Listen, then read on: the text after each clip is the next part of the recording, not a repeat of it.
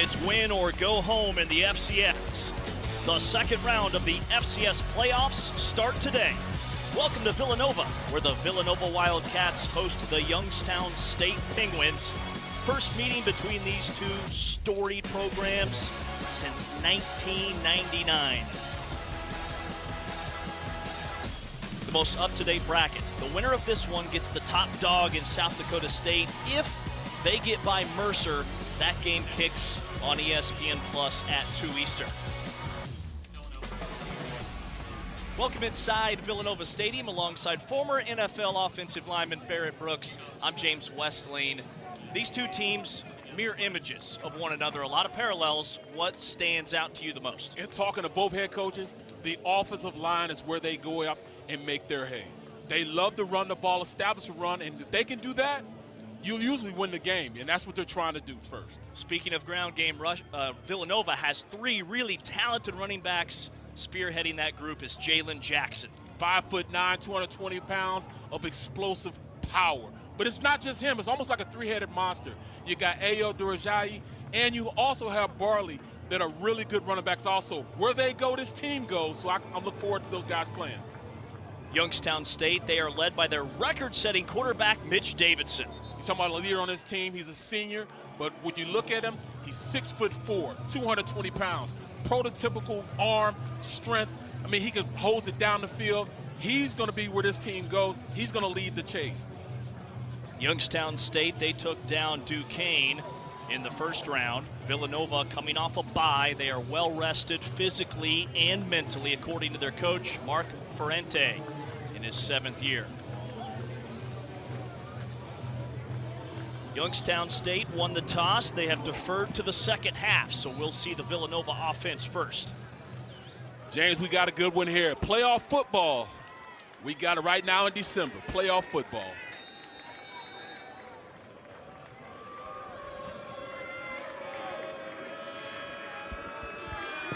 We are underway here in Villanova, Pennsylvania.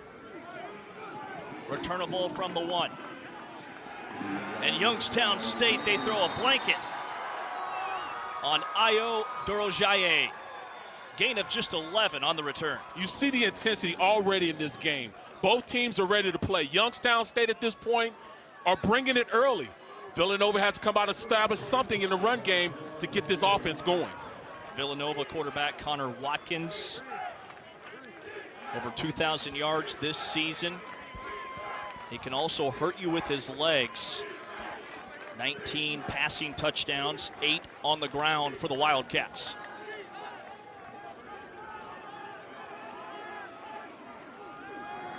Handoff on our first play from scrimmage, and Jackson is tattooed up front.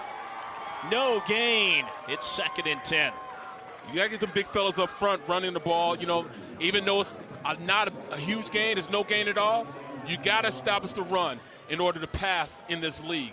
And it looks like Youngstown are creating a new line of scrimmage, getting penetration, because penetration kills all run plays. It's not going to be the first time you hear me say it. It won't be the last time either. Dylan Wudke hit him first, second team All-Missouri Valley this season. On 2nd and 10, Watkins pulls it away. Watkins with a first down and more, sliding out to the 33, and Villanova moves the chains on their second play. They run an outside zone with the read option, and that's what makes this team so good. You have a big quarterback in Connor Watkins, 6'3", 225 pounds, but he also has wheels too, so he's a pretty good athlete. Definitely a dual threat for this Villanova Wildcat offense.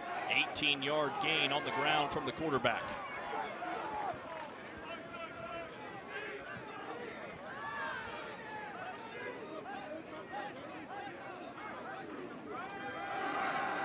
Handoff.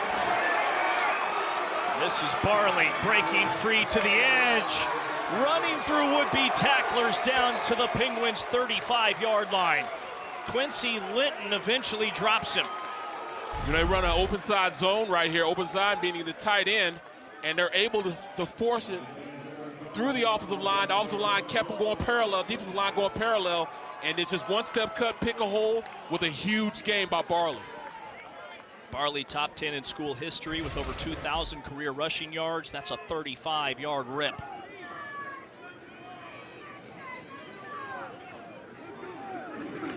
Watkins will throw for the first time. Pringle needs a couple of blocks, trying to squirt to the edge, and an open field tackle made by DeMarco Augustine. A nice little speed screen just to get the passing game going. It's almost like an extended handoff. You want to go out and establish a passing game that's quick, get the confidence with your senior quarterback, just get the blood and juices flowing with a quick pass right there for essentially 5 yards. Pringle top 15 in FCS in receiving yards per game. On second down, Jackson has a gaping hole. Jackson inside the 10. He's ridden out of bounds at the 5-yard line by Alex Howard, and Villanova's knocking on the door on their first series. I love how they're mixing things up. You know, we call this, it's not really a counter because they're not pulling anybody, but it's counter action by the running back. Goes one way and then reverses field and is able to get a nice little run to the inside through the backside. 5-play, 83-yard drive already, and it's first and goal. What's impressed you most on this opening series from the Wildcats? The way this offensive line has stopped the penetration that they had in the first play and really making this defensive line move laterally. They're not getting any penetration, so because of that, they're able to make yardage. Jackson's in for a Villanova touchdown. His 7th rushing touchdown of the season, and Villanova takes our opening drive in for a score. I love how that offensive line is moving those guys up front, moving their defensive line up front. And he just follows that fullback, the offensive tackle around on that play, and he leads them to pay dirt.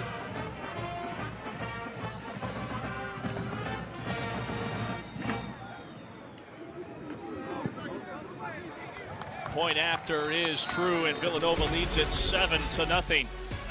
And watch the counter, pulls around, goes in for the score. Power running football by Villanova.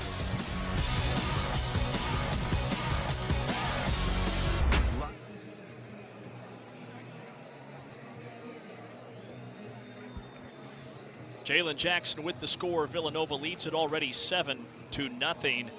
And Barrett, Youngstown State, their defense allows only 95 yards rushing per game. Villanova picked up 83 on that opening drive alone. They threw one pass on that. That just shows the confidence that they have in that offensive line, and they showed that they can displace that defensive line of Youngstown State. The Penguins need to stiffen up on the defensive side of the ball.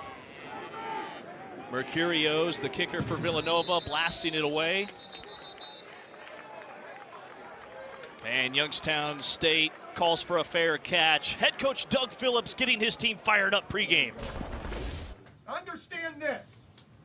This journey started 4 years ago. We talked about it in summer. How do we go good to great? How do we get this program back to where it belongs? This historic program.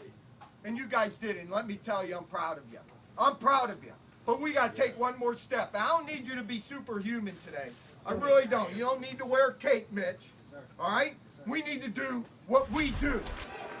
Woo! I'm fired up now. If that doesn't make you want to run through a brick wall, I don't know what will. On the first play for Youngstown State, they are stuffed by Jake Reichwein, the outstanding defensive end for the Wildcats. No gain. It's 2nd down and 10. And you talk about a brick wall, running through a brick wall. It looked like Villanova's defensive line was that brick wall they couldn't get through. Jake Reichwein goes up and establishes real early that you're not moving him out at the point of attack. Coaches said he's the alpha male on that Villanova defense. High energy guy. Mitch Davidson, the YSU quarterback, on 2nd down, checks it down to his favorite target, Bryce Oliver, making his 62nd catch of the year, but a short gain, just 2. Davidson set a single season passing record with over 2,800 yards already, 21 touchdowns through the air, and his completion percentage over 70%. What do you like most about his game? His size, and he has a cannon of an arm. He can hose it.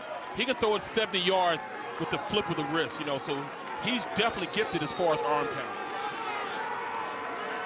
Villanova defense trying to get off the field. Penguins lead the nation in time of possession. They don't have many 3-and-outs. 3-man rush. Davidson ejected from the pocket. sliding around the 29-yard line.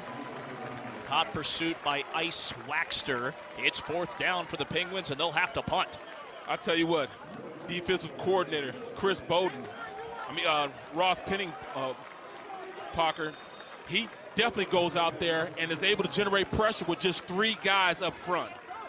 You know, so if Penny Packer can get that type of pressure on him with just 3 guys up front that could drop back to coverage, it'll be hard pressed for them to get any type of passing game going if they can only protect with 3. Brendan Kilpatrick on the punt. Rajon Pringle back deep for the Wildcats. Takes a friendly hop for the Penguins, and they'll down it inside the 20 at the 15-yard line. Villanova leads it by a touchdown. The Wildcats couldn't ask for a better start to this one.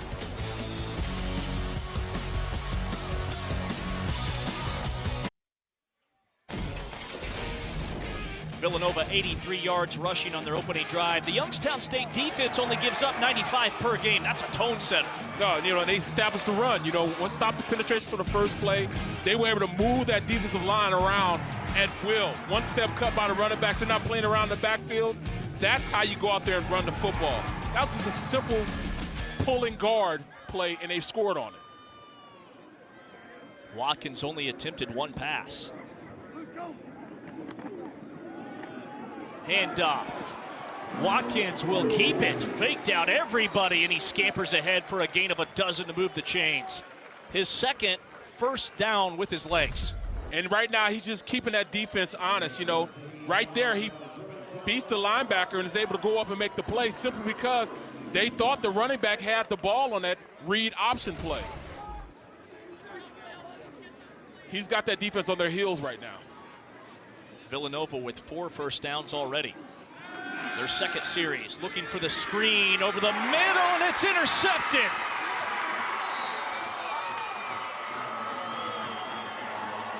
Alex Howard with the pick.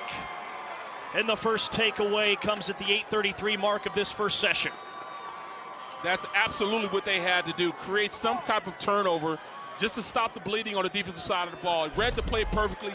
He's able to come up, watch the running back. He had the running back man-to-man, and we call that the mugger. And once he didn't account for that mugger, the offensive line didn't get to the mugger, who has the running back man-to-man, he can go make a play on it. First interception of the season for the middle linebacker, the team's top tackler. Both coaches noted that turnovers would be huge in this one because of how evenly matched they are on paper. Up the gut. Handoff to Dre Rushton. Working right for a gain of 3. Sets up 2nd down and 7. They brought the blitz on that play. They actually ran away from the blitz. It was the right call.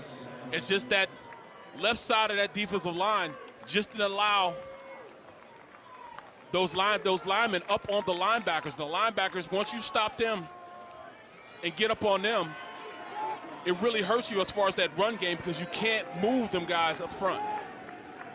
The Penguins went 3 and out on their first drive. Rushton again with some wiggle room. Close to the stake, he'll plow ahead for 6, and it sets up a manageable 3rd down and 2.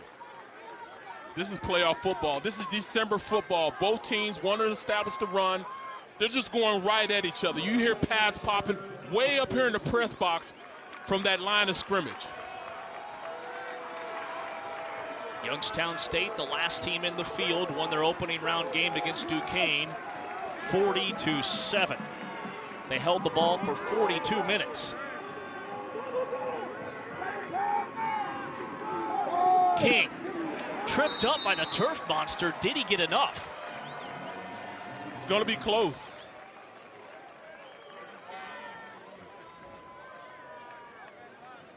Backside. It's 4th down. Glover, do you take points or do you go out there and try to impose your will on that defense? Less than a yard? They believe in those guys up front. If you're Doug Phillips, is this the right call? I think so. Just sets the tone of the game. 4th and inches. Quarterback sneak, and Davidson has it. You know, that's a popular play here in Philadelphia. The brotherly shove, tush push, whatever you want to call it. But when you have a quarterback that big, 6'4", 220 pounds, why not get behind those 300-pound offensive linemen? And it's almost a guaranteed, 6 inches on that play with those guys going forward. Doug Phillips pacing up and down the Youngstown State sideline in his 4th year, his first ever trip to the FCS playoffs. Rushton knifing, popped inside the 10. A gain of 7, makes it 2nd down and 3 for the Penguins. That offensive line finally starting to get movement up front. You know, at first Villanova was able to really stop the run with 3 guys up front. I think now they're going to have to start putting that extra defensive lineman on the line of scrimmage, which kind of opens it up right now in the middle of their defense.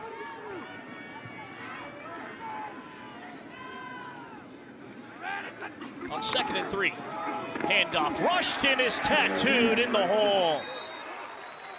He gets smacked by Reichwein and Shane Hartzell.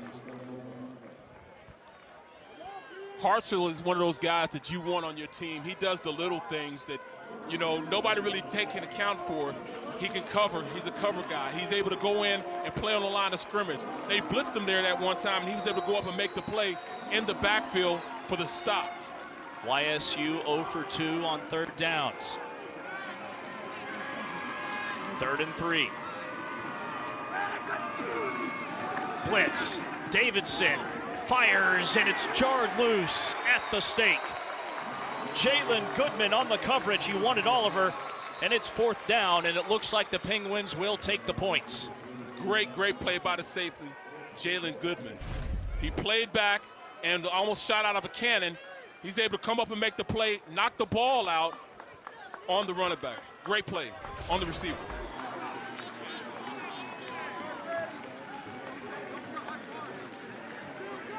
Andrew Latsovka is the kicker for YSU. James, I think this is the right call to go ahead and take the points. They went for it on 4th and inches. They'll try the 25-yard chip shot. He's 5 for 6 this season from 20 to 29. Kick is airborne, and it's through. And the Penguins are on the board. The interception leads to 3. Villanova still on top.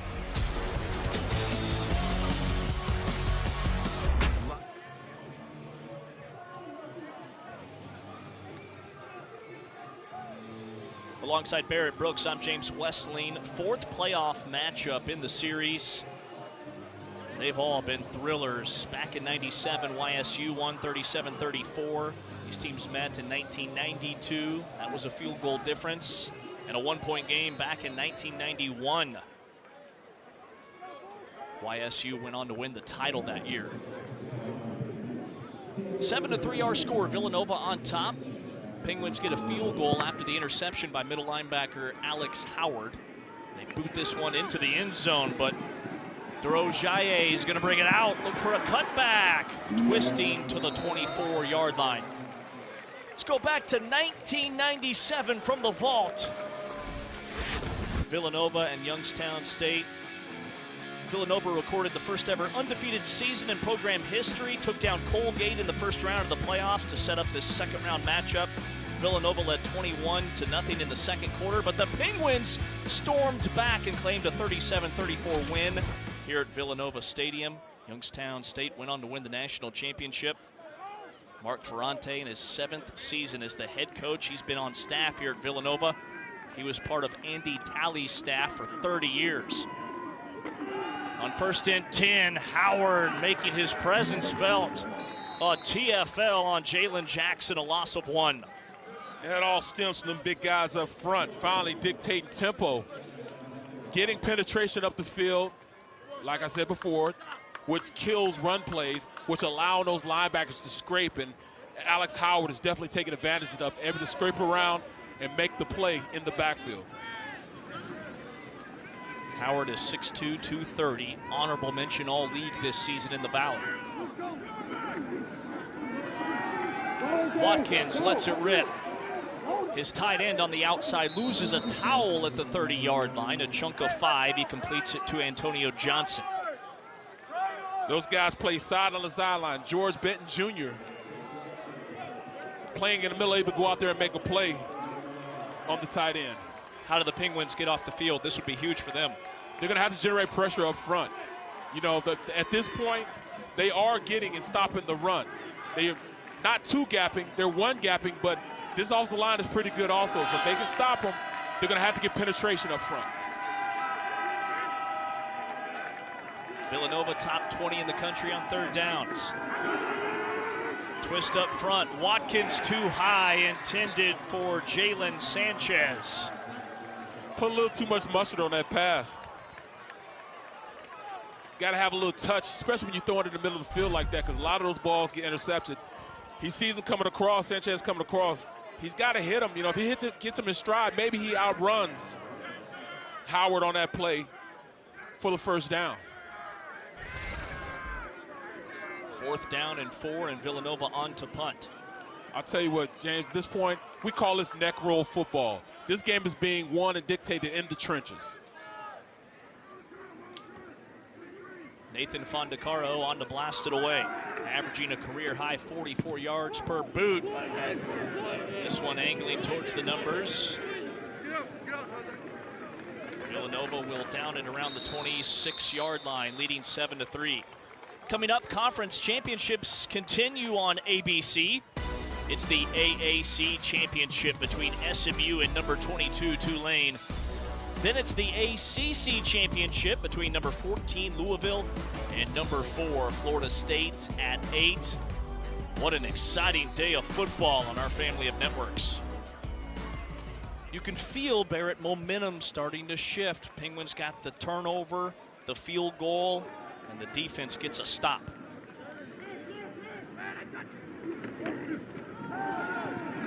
Quick throw, Tomczak on the outside, turning the corner, and it's a big gainer for the Penguins. Huge gainer on that play. They run play action up front, give the illusion that they're going to run the ball, and they would go up the top.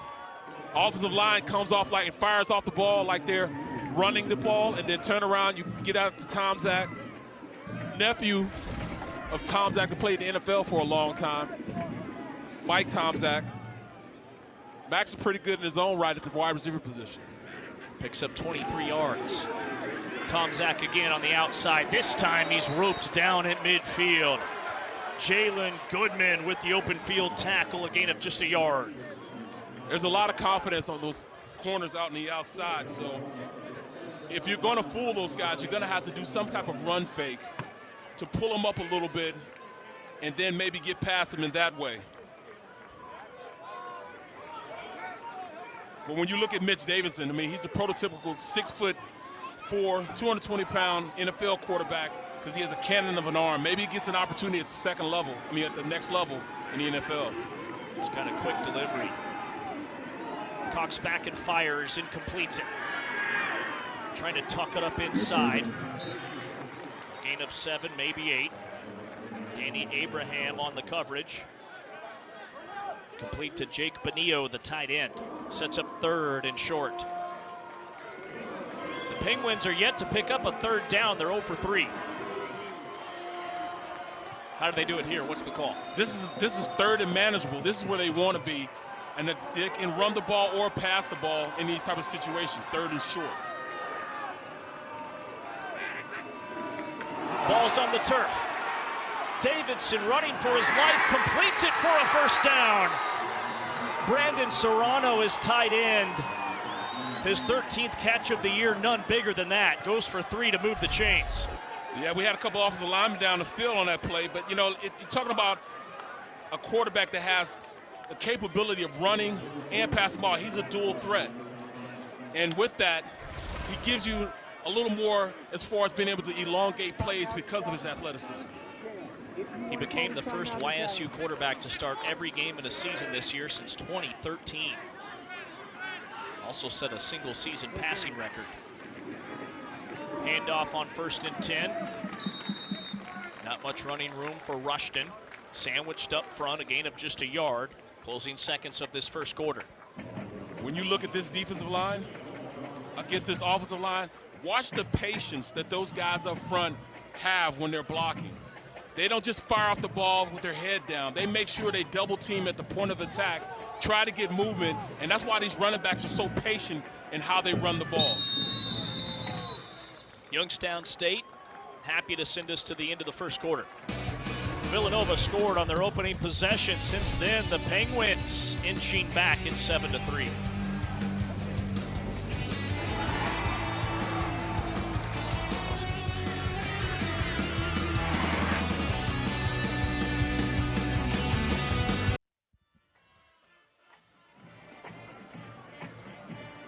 Start of the second quarter. That's a look at St. Thomas Church on campus here at Villanova. The first quarter stats, Villanova nearly double the yardage, but most of that came on their first drive. They lead 7-3. YSU quarterback Mitch Davidson, perfect on this drive, 4 for 4, 34 yards, and he wants to fire away again. Dancing outside the pocket. His first incompletion on this series. Shane Hartzell was bearing down on him. And that just goes to versatility you have with Hartzell. He's not really a linebacker. He's not really a safety. He's that hybrid guy that does a lot of things very, very well. Jack of all trades. And, you know, what they use him as is a guy that's almost like a joker because he can read and diagnose. He doesn't really have any coverage responsibilities, but when he sees, he can read and react to, and they trust him to do that. YSU picked up their first third down of the game on this drive. This is 3rd and long. Davidson lets it rip. His tight end has it at the 34, but not enough to move the chains. I love the game they ran on the outside to the defense's left. The end crashed down. The linebacker ran around and able to generate pressure and get a hit on Mitch Davidson on that play. Our guy again, Hartzell, with the end backer.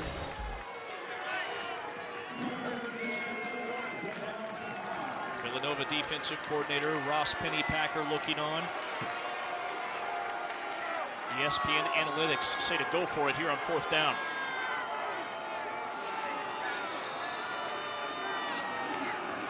They picked up their first 4th down conversion and wide open down the sideline. It's a Penguins touchdown.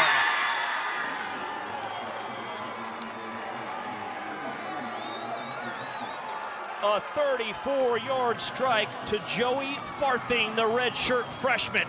Just his 6th catch of the year, but 3 of them have been for touchdowns. Pennypack on the outside. Watch, they're in zone coverage. And in zone coverage, you got to make sure that if you're the outside corner, if you get a vertical route, you got to latch on to that route. And he didn't latch on. Marshall didn't latch on the play, which allowed them to score. Took nearly 4 minutes off the clock. So you watch Devin Marshall on this play. He didn't sit down on the route. He's supposed to let that guy go up the field. He's supposed to latch on. He didn't latch on, which allowed them to score on that play with the 9 route.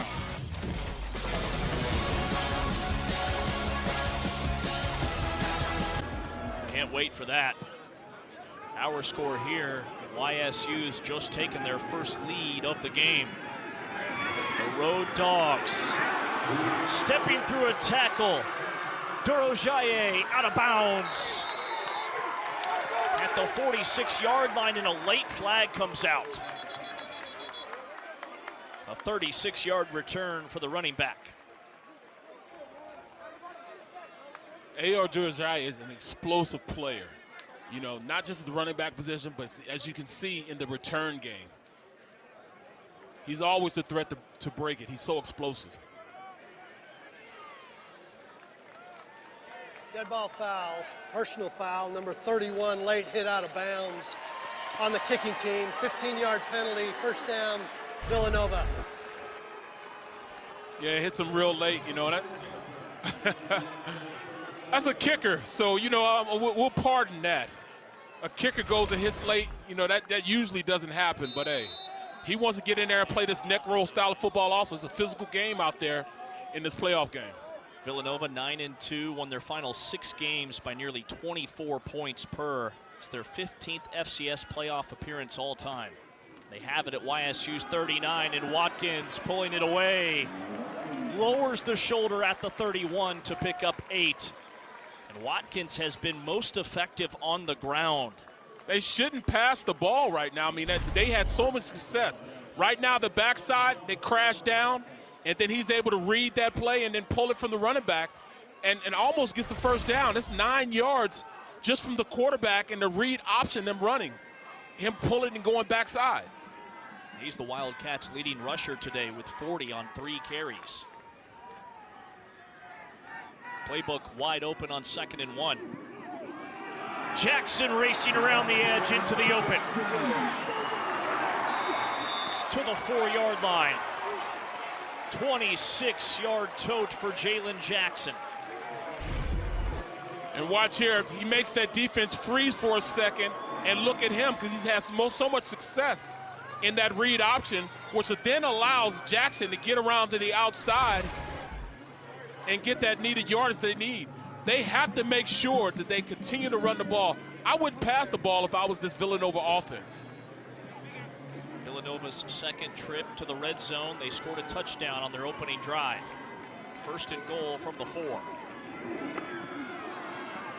Jackson between the tackles, plowing in for a Villanova touchdown. I love it, neck roll football.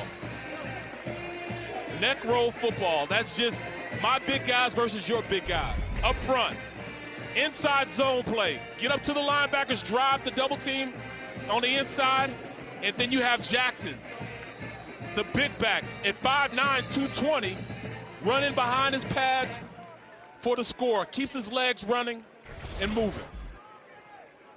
Second touchdown already for the... The ruling of a touchdown by the runner is under review. Well, they'll take a look. If it stands, it's a 3-play, 39-yard drive. And remember, it was all set up by the Ayo Dorojaye kick return plus a penalty. It started at the 39. Here's another look. Is he in? Knees down there. Ball hasn't crossed the end zone yet. So it'll be on the 1 going in on that.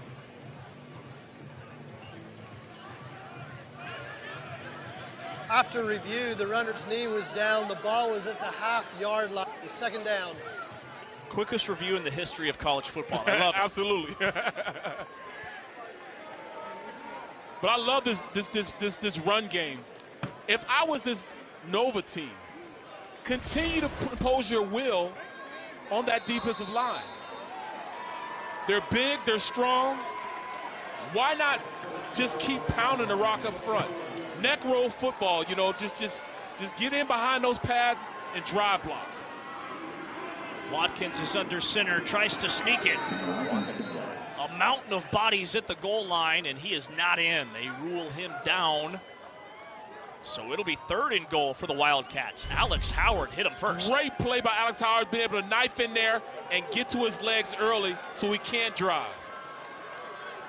Howard has an interception, a tackle for loss, and that stuff. Great play by the by the senior linebacker, junior linebacker. Watkins hit. Watkins leaning. He's in for a score. The second effort from the Villanova quarterback punches it in. They almost made the play right there. Quincy Linton had its opportunity, the safety up, but Watkins 6'3", 220 pounds, 25 pounds, keeps his legs moving and is able to go in and score. You can see him extending the nose of the football with 2 hands on it to get it across the plane. No review, the point after is through. Villanova leads it 14-10. Back and forth we go, early stages of this second quarter.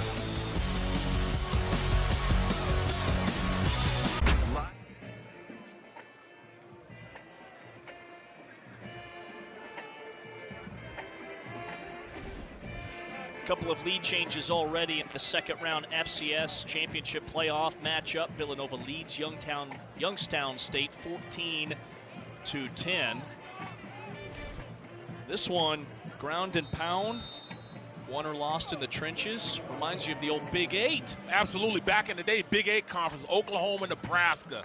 Just, you know, your big offensive line against our defensive line. That's how these guys are playing right now. Low line drive kickoff.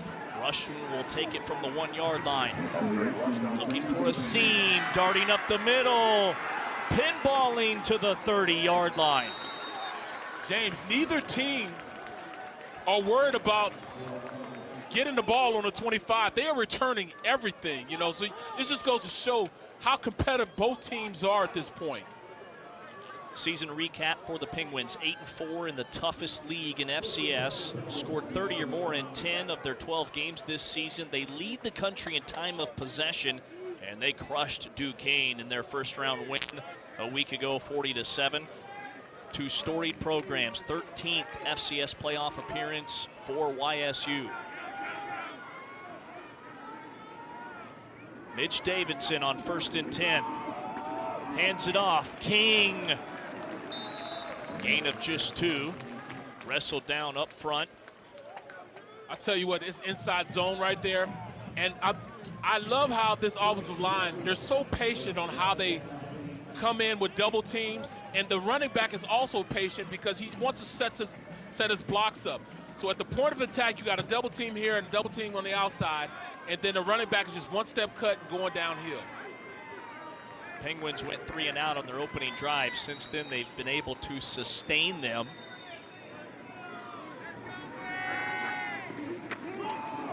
Run play for King. Trying to grind ahead. Picks up 2 more, sets up 3rd and 6.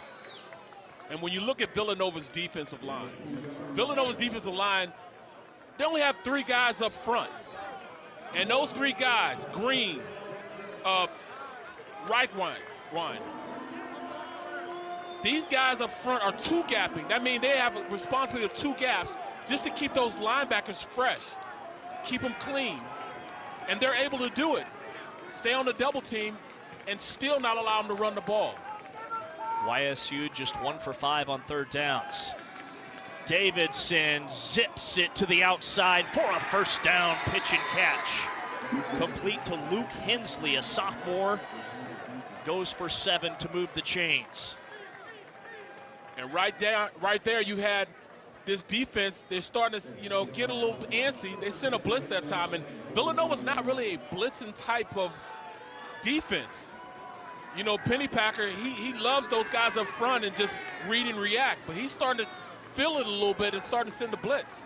Davidson was sensational on that last drive. Went 6 for 7 for 72 yards, including the 34-yard touchdown. On the outside, he completes it, but a loss of 2. Tom Zach covered up by Ty Tren. Great play on the outside, but those guys up front, the cornerbacks up front, they've been able to engage, press back their blockers, and go make a play on the outside.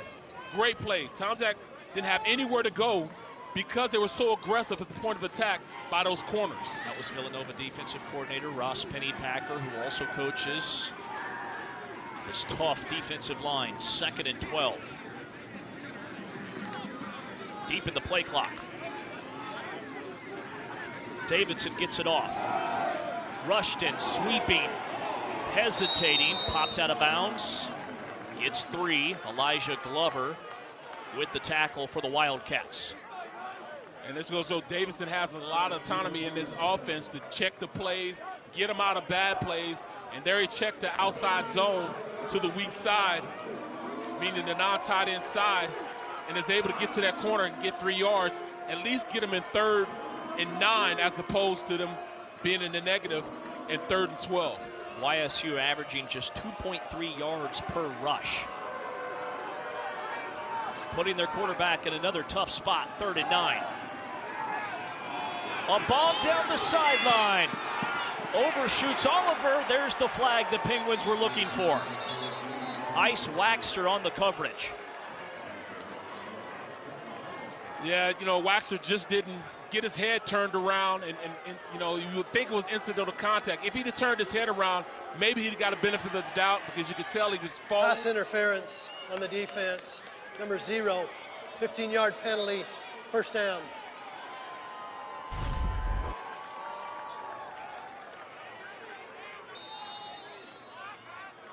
Didn't get his head around, you know, and that contact right there.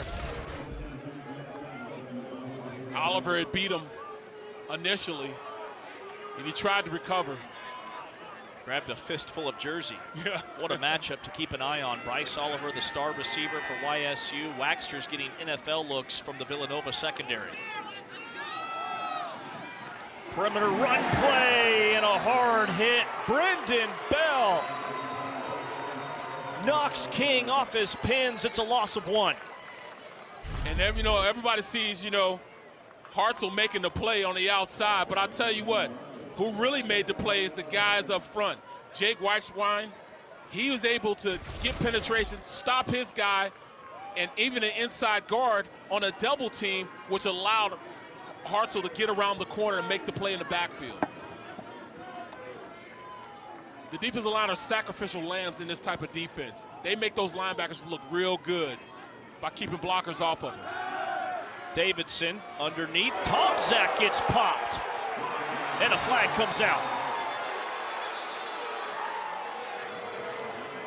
Ty Trin with the tackle. This may be a helpless receiver targeting.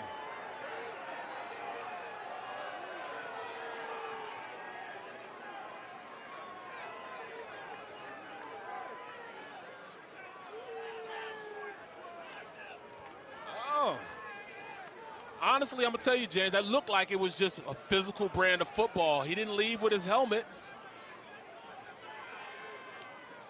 He put the shoulder in there. That was Devin Marshall. Just a sophomore. Coaches love this kid. Said he has tremendous upside. Leads the team with 10 pass breakups. And some jawing afterwards between Marshall and Davidson. Personal foul, targeting number 6 of the defense. That play is under review. I hope this kid doesn't get thrown out because of this, because I thought he led with his shoulder. And, it's hard when it's a bang-bang play. The kid turns around. As soon as he turns his head, he initially dropped his head. And once the receiver dropped his head, where else is he going to go? Bang, he caught it. He's going up and make a play with him. That's really hard from the standpoint of being a defender and coming up to make a play. Well, I think the thing that got the attention from the officials is just how hard Tomczak's head snapped back on the initial contact. Yeah, I don't see that as necessarily. I think that's just a football play. You can only ask these defenders to do so much. I think this is a physical brand of football. We've been talking about it from the beginning. This is neck roll football. Bring your pads to the game because we're doing some hitting out here. We're way up in the press box, and we hear the pass from those guys on the line of scrimmage. This is real football. This is a tough brand of football that's going on. This is playoff football. You're going to get those type of plays. I surely hope they don't kick this kid out from just playing physical.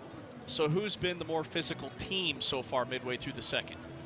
You know what? I'm looking at both sides of the ball, and the physicality by both offensive lines have been really, really well. You look at Villanova; they're playing with 3 defensive linemen, and are still able to stop the run for the majority of the game, which is amazing. Allowing those linebackers to go out and make plays, and then on the other side of the ball, you look at the offensive line and the physicality they're playing with Nova. Those guys are getting up on the second level, blocking and making things happen. So I'm really anxious to see who's able to go out there and impose their will for the entirety of the game. Here's the call. After reviewing the play, there is no foul for targeting. Third down, Youngstown. I was right for once. It's just regular football that we saw out there, physical brand of football. Bang, bang play. Not that I feel vindicated, but I mean, you got to allow the defense at least play ball. Now, you said for once, were you on a challenge cold streak? We're not going to discuss that. Okay. You're back in the win column. Well, you know, I love physical football. Being an offensive lineman, I like bang, bang plays. I love, you know, trench warfare.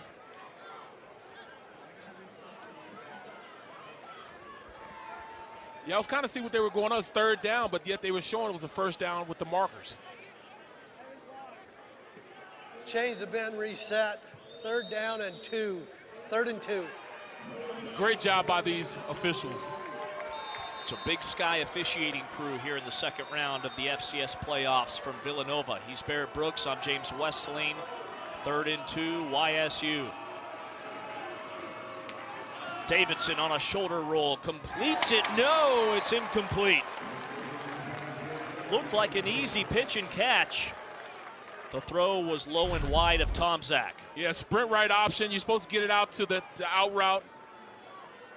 He kind of led Tomczak a little too far on the play. He wish he had that one back.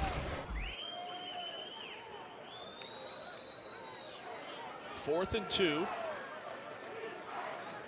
The Penguins have gone for it twice. They picked it up on both occasions. They're going to bring out their punter. You know, we talked to Coach Phillips, and he said he had confidence with those guys at 36 yards. Took them a while to get the offense off the field. They take the delay of game to give their punter a little more room. I'm surprised they didn't try to kick the field goal.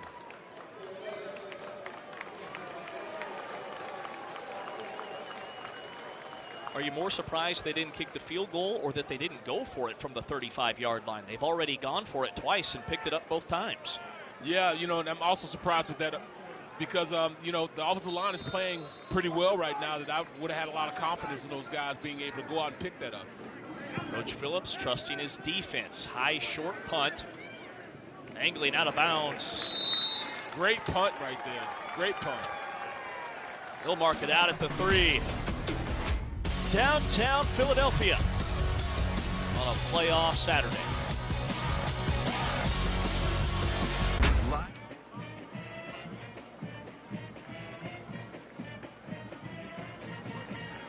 This will be the 5th time that Villanova's had the ball. It's been a bit of a roller coaster ride for their offense. This is their worst starting field position today. They've bookended an interception and a punt with a couple of touchdowns. They lead at 14-10. Head coach Mark Ferrante in his 7th year, 46-28. From the shadows of their own end zone. Handoff up the middle, and Ayo Dorojaye is bottled up by Alex Howard. Howard has been all over the field this afternoon for YSU. He absolutely has, you know, and it's those big guys up front that allow him to do that. I'll tell you what, Chris Fitzgerald is a load up front, and he just took that left guard and center on a ride up the field, getting that penetration, which made the running back stop Ayo Dorojaye to really stop his feet and restart. From the end zone, Watkins a pop pass, and it's complete. Antonio Johnson rumbling out across the 35 to the 36-yard line. A gain of 34 through the air for the Wildcats. You watch this tight end right here.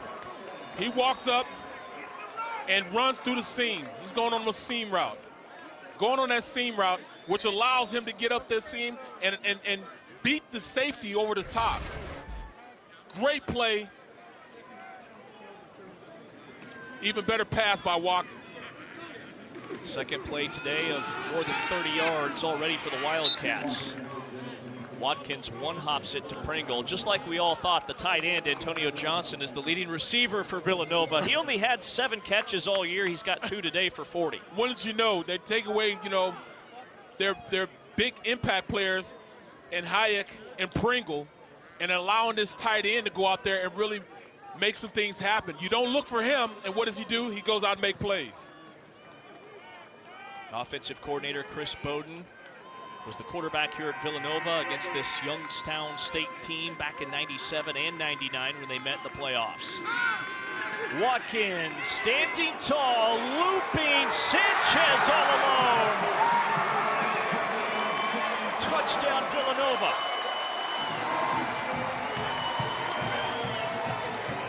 "64 yards, and Villanova has their largest lead of the game."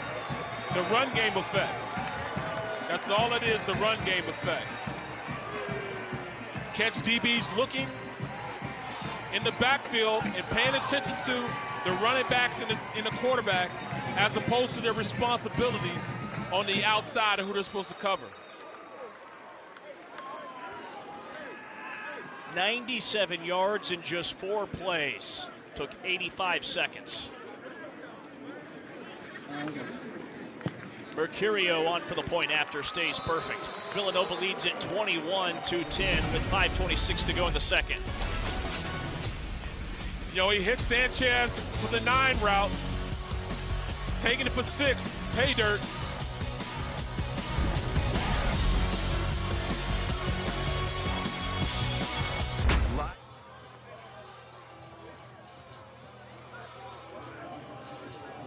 Top 2 receivers in all of FCS in yards per catch, Pringle and Sanchez. And Sanchez, the 64-yard touchdown reception to give Villanova an 11-point lead.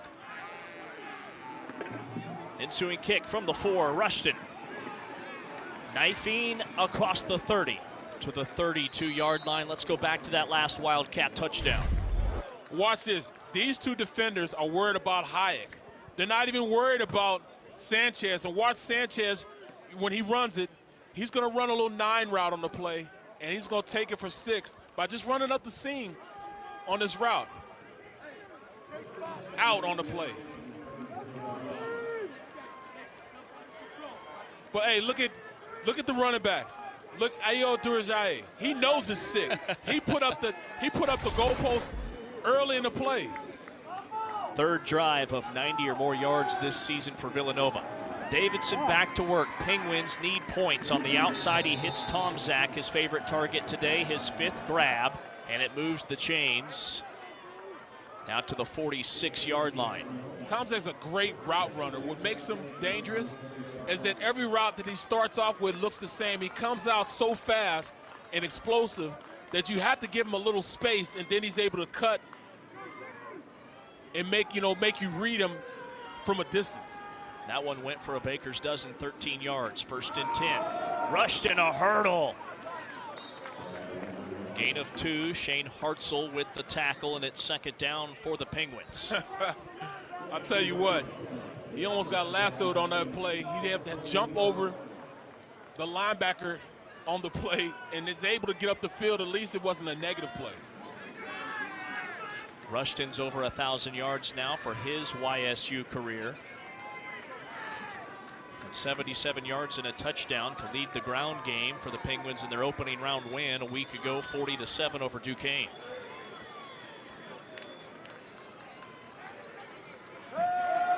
Davidson wings it up high, and it's incomplete. Joey Farthing, who caught a touchdown earlier, a hard fall as he comes crashing down. Jalen Goodman was on the coverage.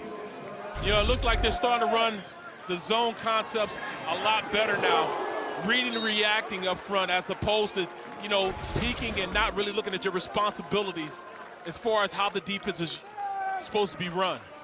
They're not guessing anymore. They're playing within the framework of the defense.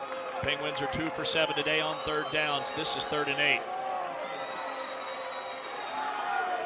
Davidson still scanning. Davidson tucking, straight arming a defender, and a late hit. He's got the 1st down. No flags are out. He was tangled up with Jordan Nelson. Ms. Davis he has some speed. Davidson has some speed. At 6'4", 220, he can pick him up and put him down, which makes him a very explosive quarterback because you have to respect his running ability. Is that a flop? I mean, great acting. He can get an Emmy with that. Great acting on the play. That's a veteran quarterback with a veteran attempt. 1st and 10, YSU. 3:30 left before the half. Villanova's scored 14 unanswered. Davidson slipping and going down, a loss of 2 back at the 45. You know, Corso was in the backfield. Yeah, I mean, I talk about how athletic he is, and then he looks like Bambi out there, you know. So, but he is, being a senior, being a leader of this team, they look to him to do a lot more than just pass the ball. With this read option and the RPO game that they developed here in Youngstown State, he can really manipulate defenses to really respect his run game also, which will open up the pass for him. He's 11 of 15 today for 101 yards and a touchdown. On 2nd and long, pumping, evading pressure, a deep ball, and it's incomplete. Jalen Goodman on the coverage. Joey Farthing, the intended target. Goodman has been all over this field today. You look at it, he's not really blitzing, but he's reading the play. His responsibility was to run it back on that play. He reads it, gets around, and they get, pressure on up front. The big fellas up front are definitely making an impact on this game. And they rotate 3 different lines a lot with this defense. Yeah, these teams are both deep up front. Aiden Howard is entered. Obena Wabodo had the pressure on that last play. Deep in the play clock on 3rd and 12. Davidson stepping up, planting a wobbler to the boundary, incomplete, wanted Tomczak. It's 4th down and the Villanova defense stands tall. Once again, Shane Hartzell imposing his will, impacting the pass on the play, coming up and making him throw sooner than he wanted to. How much is the lack of rushing offense from YSU starting to impact the passing game? They're only averaging 2.2 yards per carry today. Well, if you look at it, they're allowing them now to influence the passing because they got two impact players up front that are rushing the ball, and then the linebacker scraping, allowing them to impose their will on them. 2 flags are out after a collision around the 5.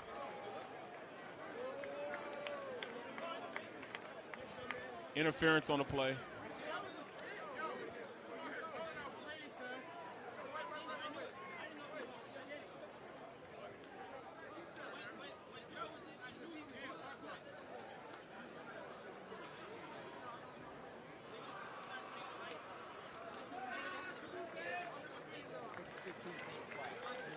Kick catch interference, number 8 of the kicking team, 15-yard penalty, 1st down. The NCAA FCS championship coverage continues next weekend with quarterfinal coverage across the ESPN family of networks. For more information, visit ncaa.com, the home for all 90 NCAA championships. 2nd round FCS football playoff action here this afternoon from Villanova. Wildcats have scored 14 unanswered, and Villanova leads YSU 21-10. 2:22 left in this 2nd quarter. Villanova's a quick strike offense. All of their points have come in a hurry. On 1st and 10, tailback trying to squeeze through. He is slammed down. Nowhere to go for TD Dorojaye. I'll tell you what, I can't say enough about Chris Fitzgerald up front. You watch him and watch Anthony Johnson. They're getting up the field and really making an impact in the run game. Watkins checks it down, and he has a ton of running room. Ayo Dorojaye, so effective in all 3 phases. Special teams, running the football, also out of the backfield as a pass catcher. That's good for 15 yards. Really explosive. We talk about that 3-headed monster with Jackson, Barley, and Ayo Dorojaye. All 3 guys are explosive and very tough runners in this offense. Villanova will get the ball to start the second half. Watkins bouncing left, slings it, and it's nearly intercepted. Marcus Hooker with a diving attempt for it.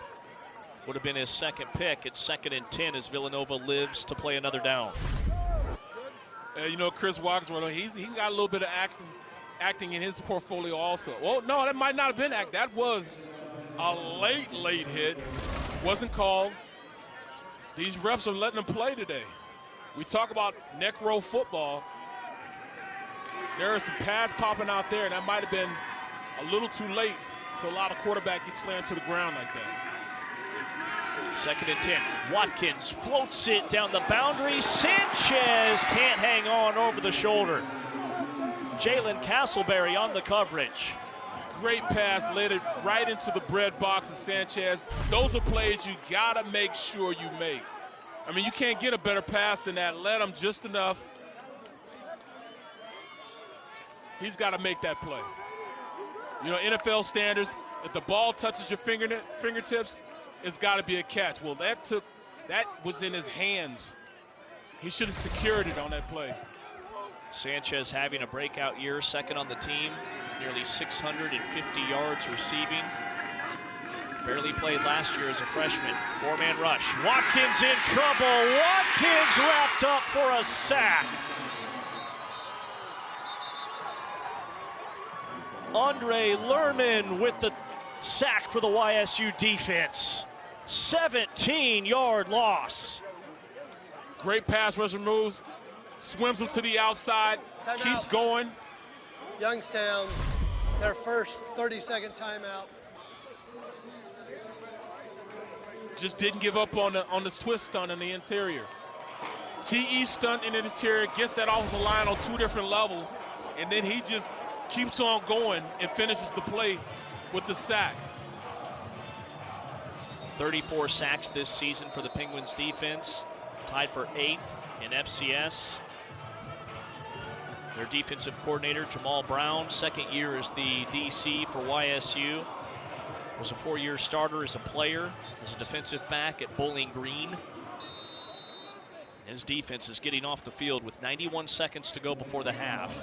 And it was Youngstown State that won the toss and deferred, so they will get the ball to start the second half. A chance here to grab some momentum.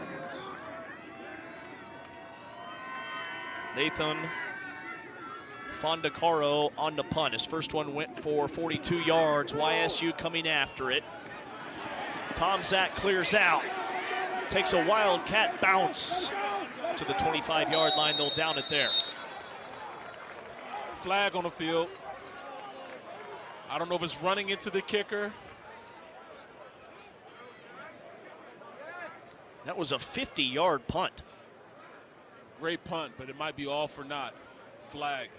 Running into the kicker, number 92 of the receiving team. A 5-yard penalty is declined. First down, Youngstown. So they'll take the 50-yard bomb from the senior punter.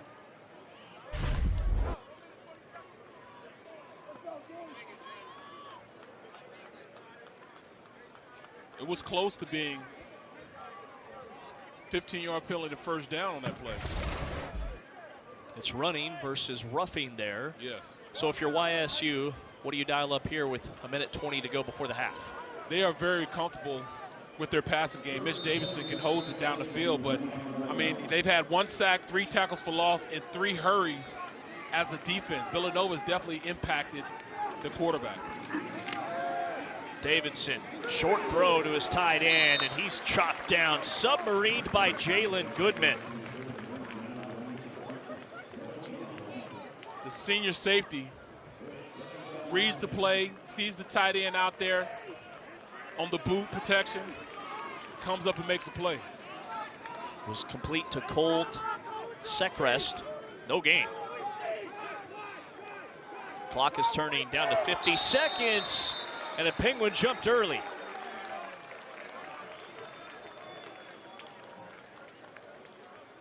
Luke Hensley got a little overzealous on the play, I guess, huh? And this is what coaches hate these the most. Pre-snap penalties. you know, you want as a player not to have those simply because they don't take any skill. I mean, you just have to know the snap count, you know. So when you know there's no athleticism involved with it, you're just moving before the snap count. They hate those the most. It's just a mental error. False start, number 6 of the offense. 5-yard penalty. Still first down. That penalty will include a 10-second runoff. Please reset the game clock to 39 seconds. I remember I was playing with the Steelers, and we were playing the Patriots, and I'm on PAT, and all my muscles there, I just flexed my bicep, and they threw the penalty. Oh, my Coach Cower. I tried to run into the locker room. He chased me, knocked down Hines Ward, pushed Bussy out the way just to yell at me, man. His biceps will get you. Davidson looping deep. A jump ball's batted away at the 30. Goodman and Trin on the coverage for Villanova. Yeah, great coverage right here, you know, because usually those are the type of plays in which you get the pass interference. But they allowed him to at least have an opportunity to catch it.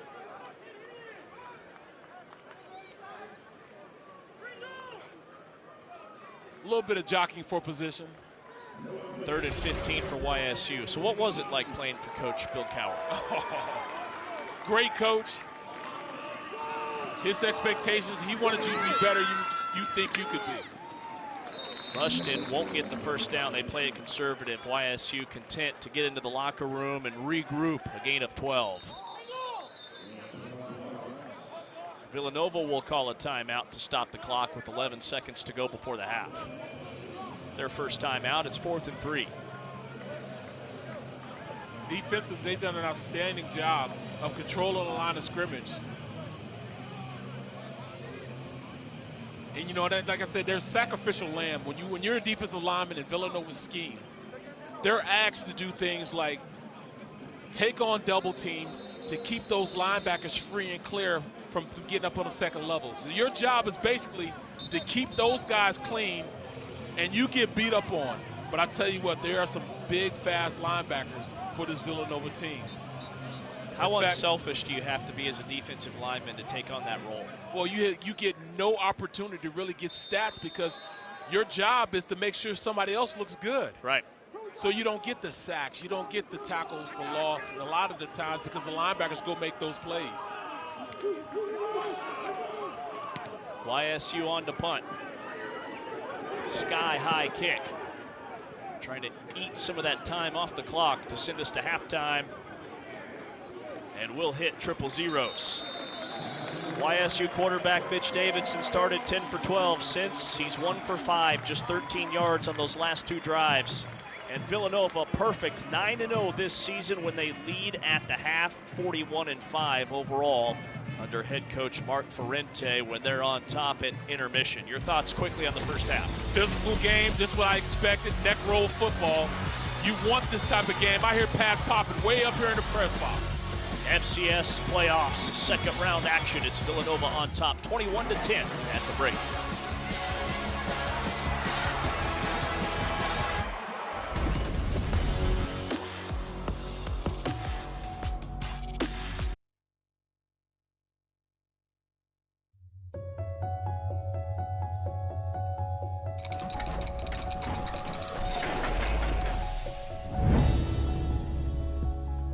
When LC puts on the headgear every Saturday morning, that is the moment when the day of football can start.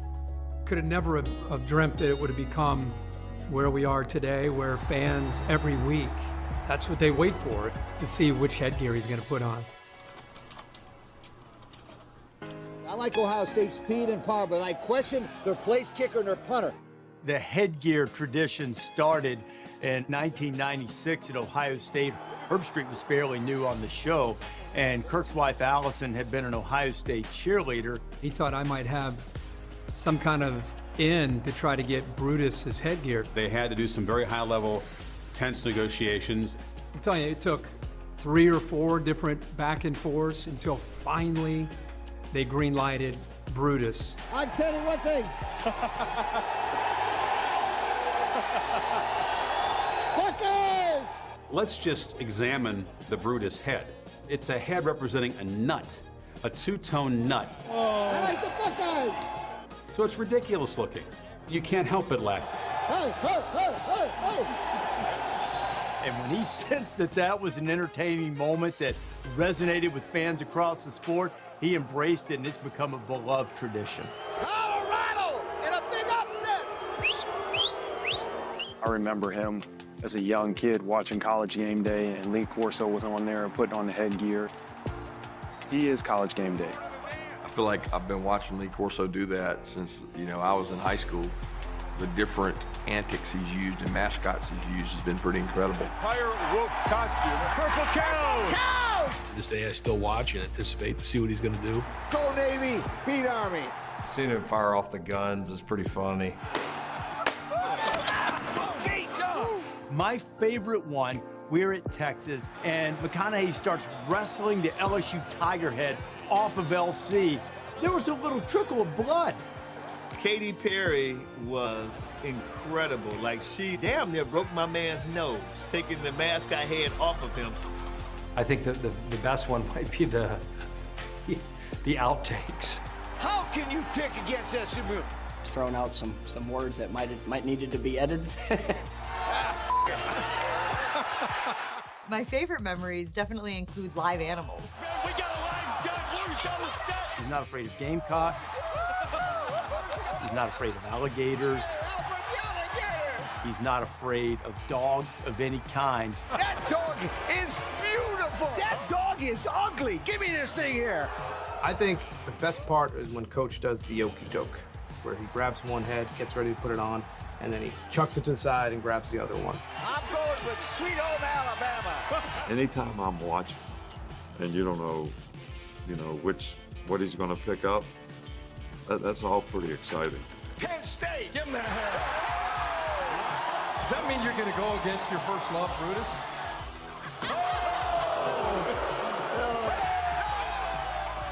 Coach Corso is a maestro of the crowd. He can take them on a ride like not many people in the history of television can. Corso with the duck. He's always got something ready for the people, and to see him come out as Ben Franklin was just absolutely incredible. I founded Penn! This is my school! My best moment is when he picked Texas to win the national championship. Tonight, they shocked the entire universe! And all the other guys up there were totally against him. I'm going with Texas Longhorns! Hook up, Texas! And then we won. And I've praised Coach for that ever since. There's a time with Bill Murray, we're at Death Valley at Florida State. And he comes up, Chief Osceola, and he's dancing. And Bill Murray sees that, and he picked Clemson, and he picks him up. WWE style. It's chaos everywhere. Somebody that tried to copy that would be like, it would be silly. There's only one person who can do that, Lee Corso. I think he's been a great ambassador for college football and has brought some great perspective, but also brought laughs and fun to a game that we have to remember is still supposed to be fun and supposed to be a game. What he's provided to so many households, what he's provided to so many of us as coaches, he put a lot of fun in the game. I just can't thank him enough. For Lee Corso to put on that headgear 400 times, it never gets old. Roll Tide! It's sincere, it's authentic, it's genuine, it embraces the fans, it embraces the tradition of what makes this sport unlike any other, and what makes Lee Corso a college football broadcaster, an icon that's unlike any other who's ever been involved with this sport. And God bless the United States of America! The fact that I've got a chance to sit next to you all these years and watch you do your thing and just learn from you, it just taught me so much about this industry, watching you perform and the way you did it. There he is. The Kirk Herbstreit Show. We love you so much. You're a piece of gold that we cherish every single week.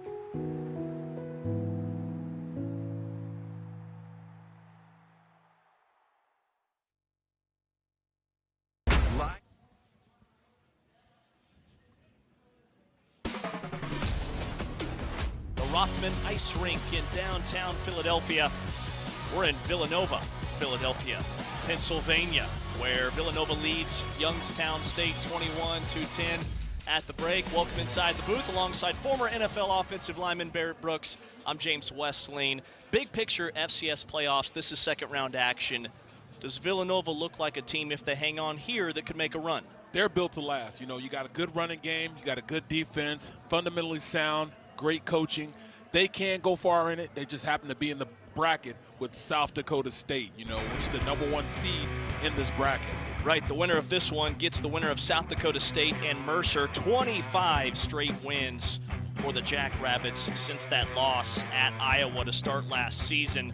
Did Montana, South Dakota, and Idaho follow as the top 4 seeds in the NCAA FCS championship playoffs. Here's a look at our side of the bracket. You've got Albany and Richmond, and then Idaho and Southern Illinois down there towards the bottom. Again, the winner of this one gets South Dakota State or Mercer. Mercer did take down a feisty Gardner-Webb team in the opening round 17-7. Absolutely, and then Albany went up head-to-head against Villanova already, you know, and they're up big right now with Richmond. So, you know, you're talking about teams right now that are going to knock each other off. With South Dakota State, Villanova, and Albany, it's tough. Here's the other side of the bracket. Second round matchups, Montana and Delaware, Furman and Chattanooga, Montana State and North Dakota State, and then South Dakota and Sacramento State. Round out the FCS championship playoff bracket. Our score here, Villanova 21, Youngstown State 10, City Hall in downtown Philadelphia.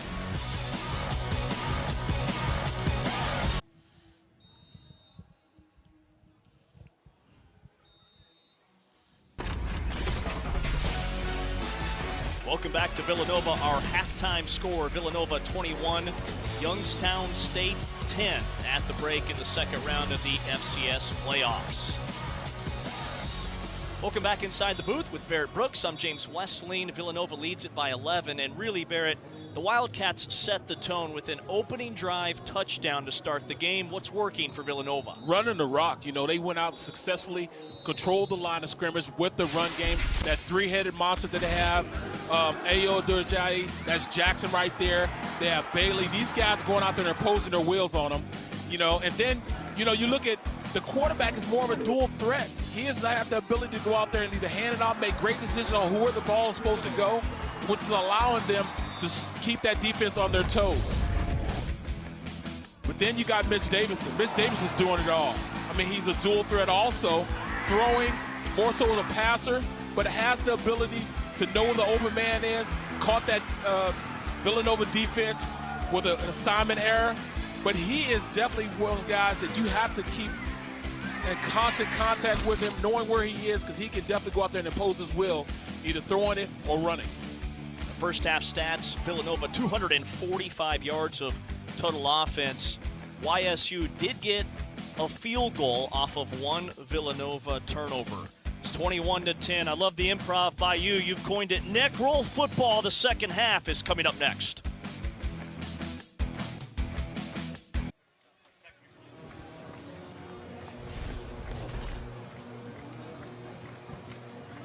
Start of the second half with Barrett Brooks. I'm James Westling. This is the 9th game in a row that Villanova kicks off to start the third quarter, giving its opponent the first possession of the second half. And 7 of the previous 9 times that the opponent got the ball to start the third, the Wildcats forced a punt on that first possession. Rushton weaving out to the 28-yard line.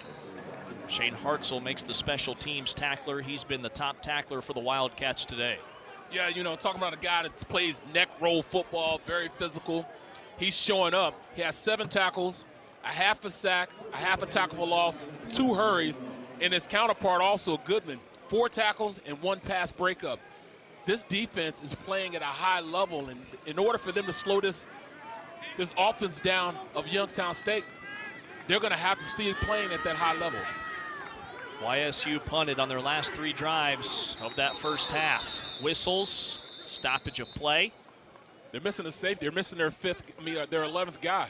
They have 10 guys on the field. Timeout, Villanova. Their first 30-second timeout.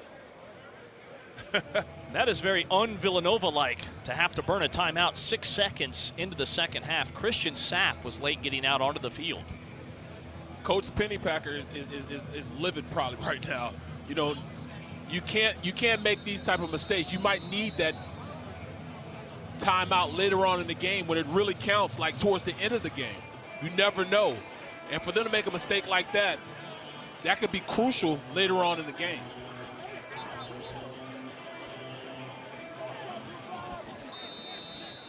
Head coach Mark Ferrante's not pleased with it. First and 10, YSU. I don't want to read lips, just put it like that. King shedding tackles. King lowering the boom to pick up 11 yards and a first down for the Penguins. Just outside zone on that play, and the will not to be tackled by the first guy that touches him. Running through arm tackling. You can't arm tackle King. King is one of those guys that he'll just run straight through you if you just try to come up there. You got to lay a shoulder into him. You got to completely wrap him up to bring him down. Goes over 1,000 yards with that carry for the season. Transfer from Northern Michigan.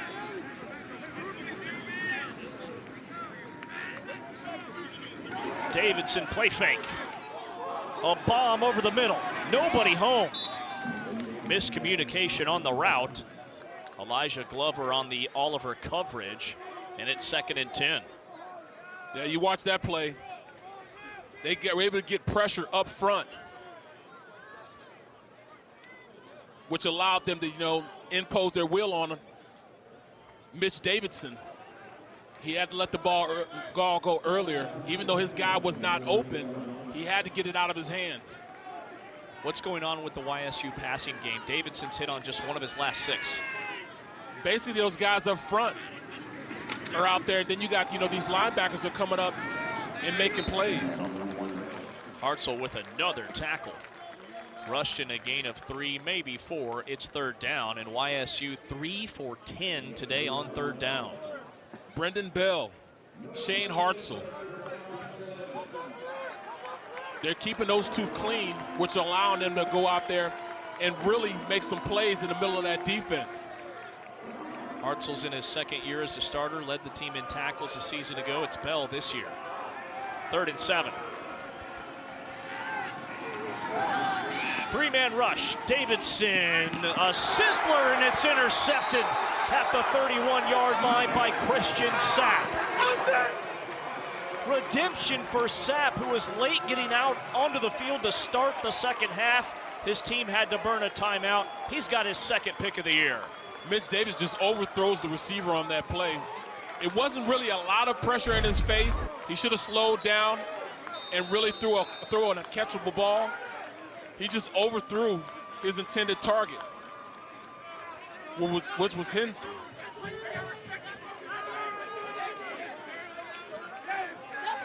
Only the 5th interception thrown all season by Mitch Davidson.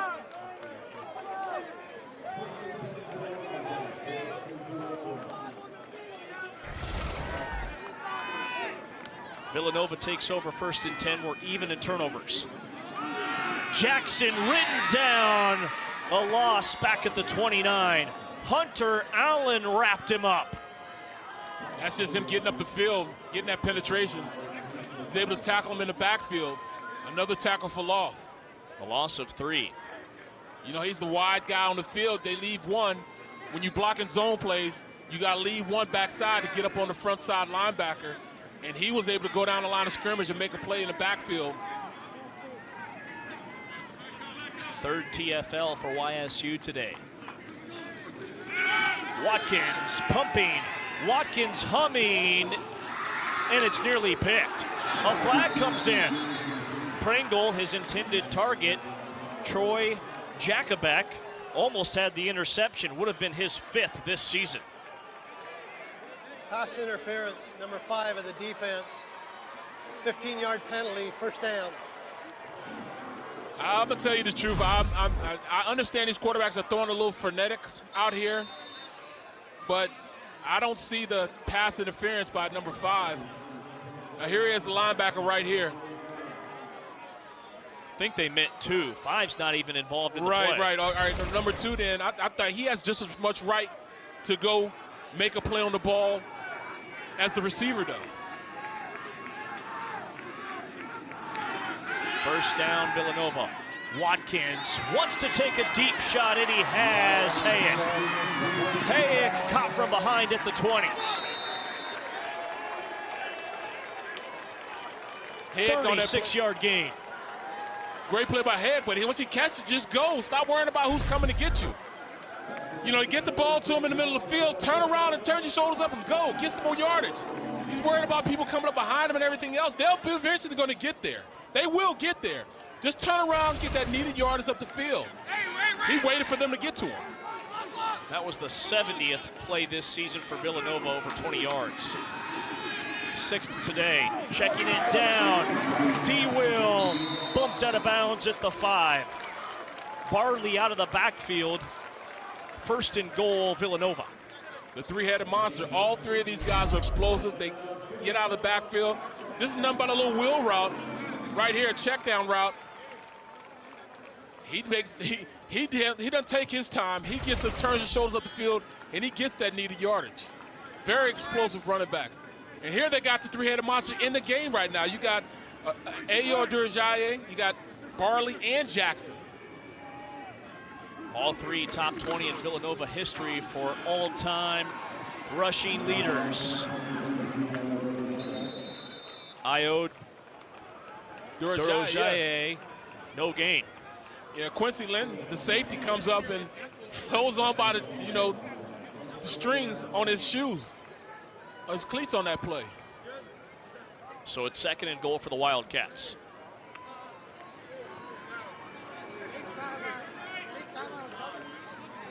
Talk about a shoestring tackle. That's exactly what that was. Just like their first drive of the first half, Villanova marching down the field to start the 2nd. Handoff, and a walk-in for Jalen Jackson. Touchdown, Wildcats. Stretch play, one of my favorite plays in the game plan. You block down, front side, pull around with the guard, and just allow that running back to just take it up into the end zone. You got Bach on the outside, so you look at Hayek right there, blocking his safety on the play. Got a little physical with him.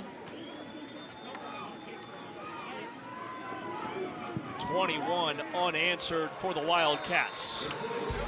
The pick led to the score. You got a frenetic pass over the top, gets picked, but then you turn around, Villanova, stretch play, block down, pull around, touchdown by Jackson.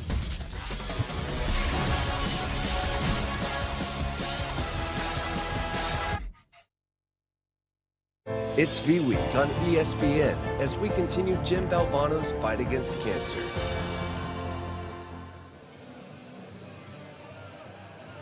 It's V-Week here at ESPN. More on that in a moment. Our score, Villanova, the 8th seed here in the FCS playoffs, ranked 6th in the latest top 25, on top of YSU 28-10. They've scored 21 unanswered.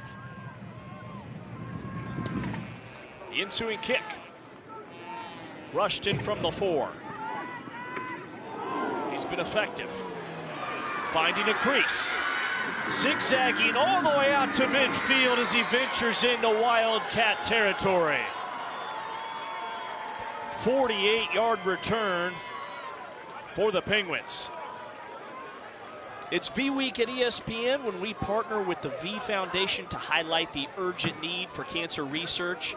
This is game-changing research that helps save lives. You can join the fight against cancer by visiting v.org/donate.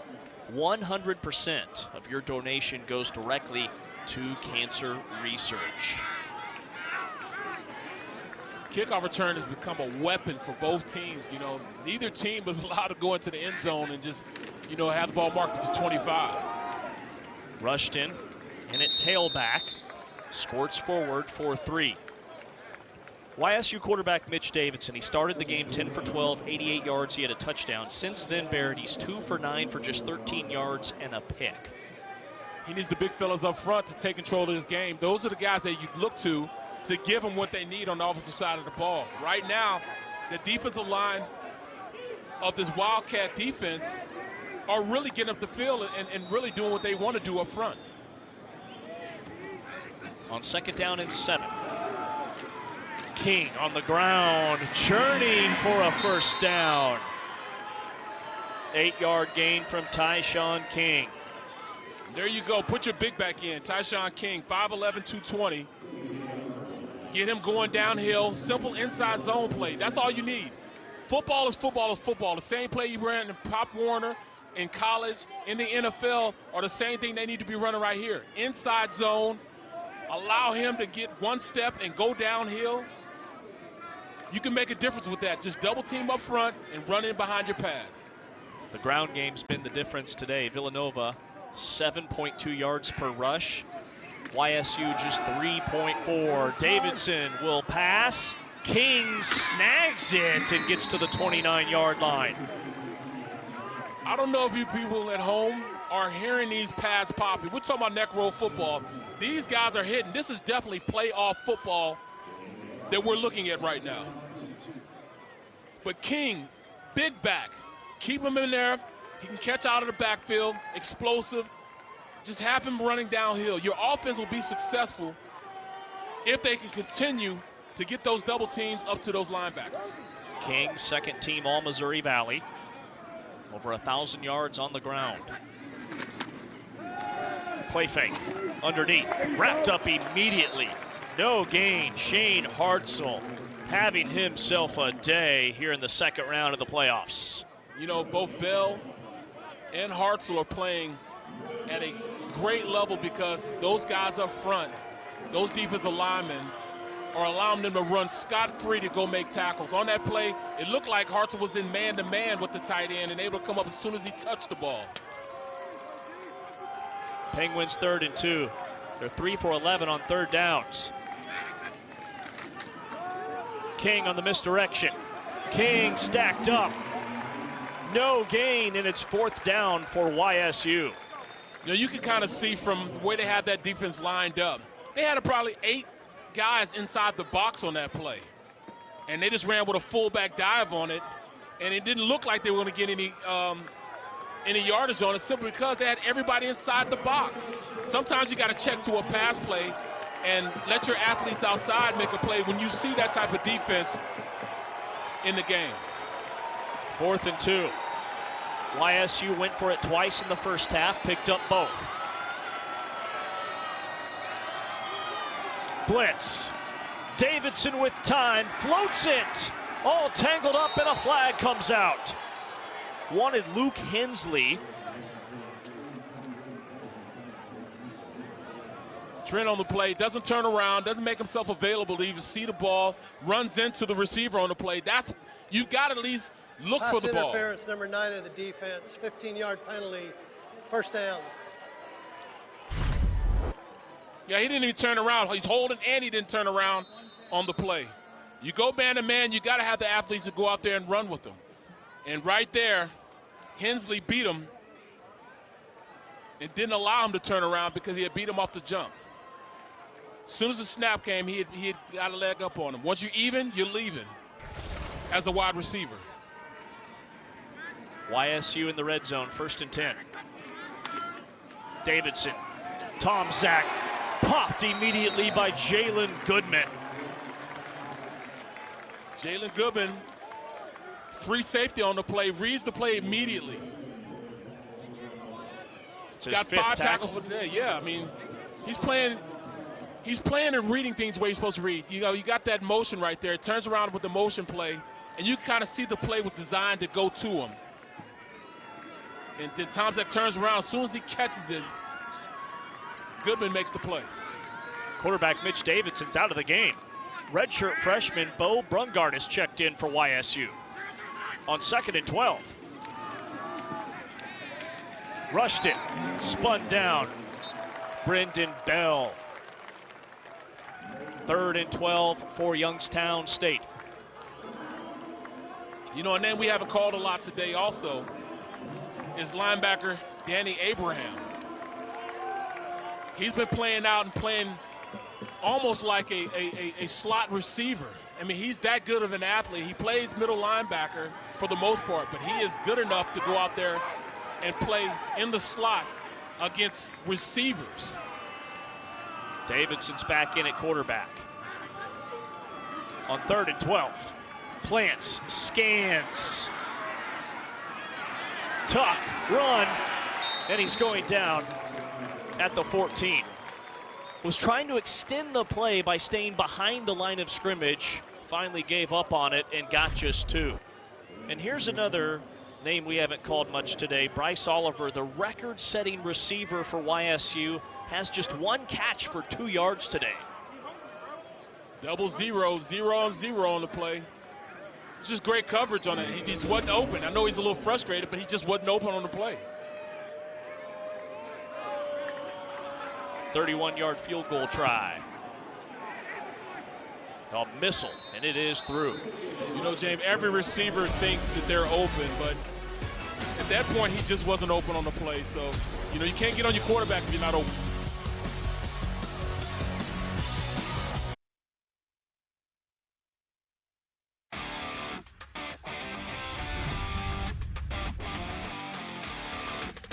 Doing it the Youngstown one. Wide open down the sideline. It's a Penguins touchdown. Watkins standing tall, looping Sanchez all alone. Touchdown Villanova. 64 yards, and Villanova has their largest lead of the game.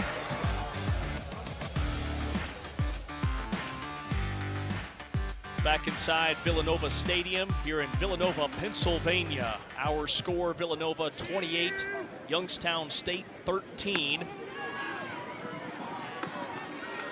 Out of the end zone, turning the corner.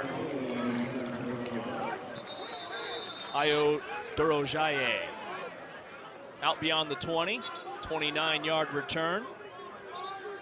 The Villanova defense has held YSU to a couple of field goals, one after a interception, and then on that last drive, an injured player down for the Penguins.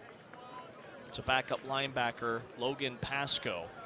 But how key were those stops in terms of where Villanova's at defensively? Well, you know, this offense that they have, the Penguin offense, is one of such that they like to have even 50-50 as far as pass to run ratio. But this defense is stopping the run so much so that they're going and leaning on the pass play. Now, we're not going to say that they can't pass the ball effectively. Mitch Davis is pretty good at that. But at this point, their offense will run a lot more smoother if they had that added running effect, because now you can run your play action going down the field. And those linebackers bring them up a little bit, which will open up the interior of that defense a little better. But at this point, they're dropping and getting pressure from those guys up front. 3 defensive linemen, where they're, you know, adding a little blitz here and there, are getting so much pressure on Davidson that, you know, it's really hard for him to go through his reads. Villanova quarterback Connor Watkins on that last drive was 3 for 3 for 52 yards.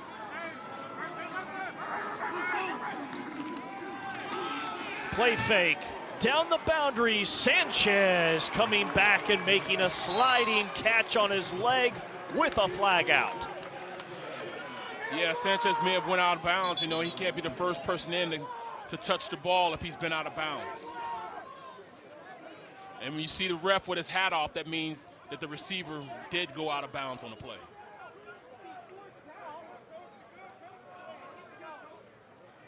Unless he was forced out on the play. There is no foul for illegal touching. The receiver was forced out of bounds and immediately came back in. First down.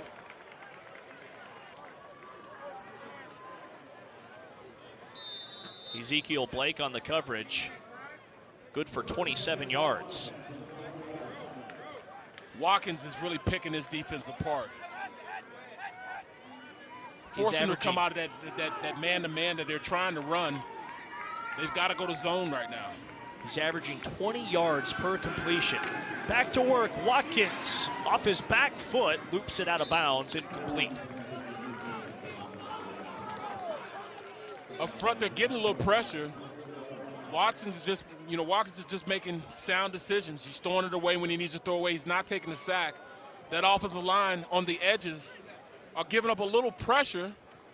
Right there you saw 74. I'm not going to attempt to say his name right now, not to disrespect him. He's getting beat on the outside. Timmy Ajoro Tutu. Arzuro Tutu, okay. Arzuro Tutu. Barley, trucking right, no gain.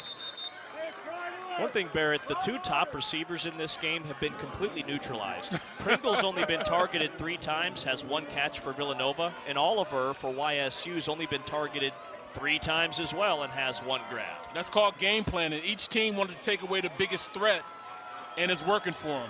They've taken away the biggest threat, but there's others that have to step up. And when you're watching this Villanova offense, you see you stepping up. Sanchez is stepping up the most. This would be a big stop for the Penguins defense. 3rd and 10, Watkins, 4-man rush, planting, looping, and it's caught at the 15-yard line. Luke Daly on the play. Great over-the-shoulder catch, and those balls are hard to catch because as the ball comes out of the quarterback's hands and it goes over the top, he's got to watch it. It crosses his face, and it's hard to bring it in with your hands when it has to cross your face like that. So it's a great catch, great concentration by the receiver. Pushes off a little bit on the DB a little bit, but he catches it. Great play. A 45-yard slingshot, just the 3rd catch of the season for Daly. Bartley knifing up the middle to get to the 12. Tattooed by DeJuan Martin, nice tackle, and it's 2nd down for Villanova. How much of a convenience is that when you have Barley, who didn't play a lot in the first half, is now getting the major, amount of reps in the second half, and you can still bring in guys like Jackson, Ayo Durajaye, and still have the same production as you have with Barley also. This is 2nd and 7. They can still get a 1st down from the 13-yard line. Villanova dominating this 3rd frame. Barley, a cutback run into the teeth of that defense. Planted by a linebacker, and it brings up 3rd down. Dylan Watkey gets penetration up the field, forcing that left tackle to virtually almost tackle him in the backfield, and penetration kills all run plays, and that's exactly why Barley had to stop his feet and start again. And once you get a back stopping his feet and starting, it's hard for him to get going back again, which will allow you to then get to him to make a play. Villanova play caller Chris Bowden has called a phenomenal game. This is 3rd and 9. Watkins, a rope, and it's knocked away in the end zone. Wanted Pringle. Marcus Hooker on the coverage with the PBU.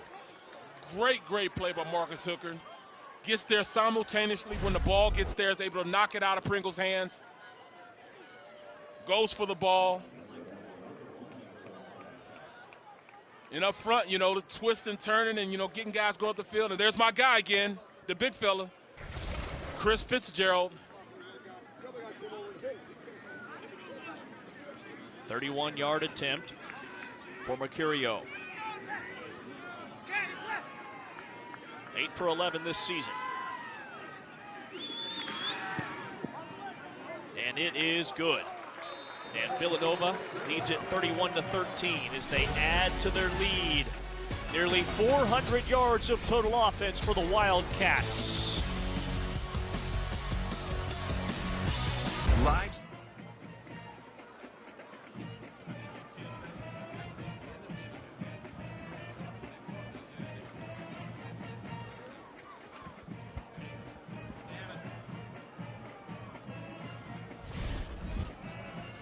(31-13). Villanova on top over YSU with 1:27 to play in the 3rd quarter. Here's the penalty on that 31-yard Villanova field goal. Oh, the theatrics that are involved with this. I mean, they must be taking acting classes these days in college football. But, I mean, I understand, you know, the second guy always gets called. It's never the first guy. I must admit, you know, I wanted to be the first guy, but a lot of times I was the second guy, so I had my fair share of penalties in my day. Now, was that more during your time at Kansas State or in the NFL? Or both? Well, I think it was a little bit of both. You know, I mean, you were a young lad when I was playing at Kansas State. You know, you're a Kansas State guy. You saw how much how many times they threw it. I mean, they used to hit me with the flags back then. Right.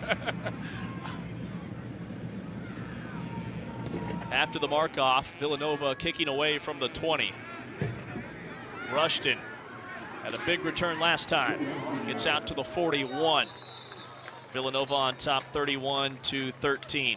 The NCAA FCS championship coverage continues next weekend with quarterfinal coverage across the ESPN family of networks. For more information, visit ncaa.com, the home for all 90 NCAA championships. How does YSU get back in this game, Barrett? First of all, you know, offensively, they can't, you know, it's almost like they can't continue to run the ball. They've got to pass the ball, and that offensive line has to hold up. But their major stars need to go out there and play too. Where's Oliver at? Where's Tomzak? Where's Charleston? These are impact type of players. They need to go out there and make a difference in this passing game. Davidson shuffling and winging it out of bounds. Oliver was in the neighborhood. Glover on the coverage. He was bracket covered on that. You know, they high load him. They had a cornerback underneath, the safety over the top. They're taking away their best threat. If he's not open, then you got to find somebody else to take his place. They do have Tomzak. They do have Charleston. You know, they have guys that can do it. Hensley has stepped up a little bit this game. The expectation is you have more than just one wide receiver out there, so they need to really start going to these guys. Oliver just one catch today, and C.J. Charleston, their second leading receiver, has none. Tomzak's open inside the 40. Nice little corner route on the outside.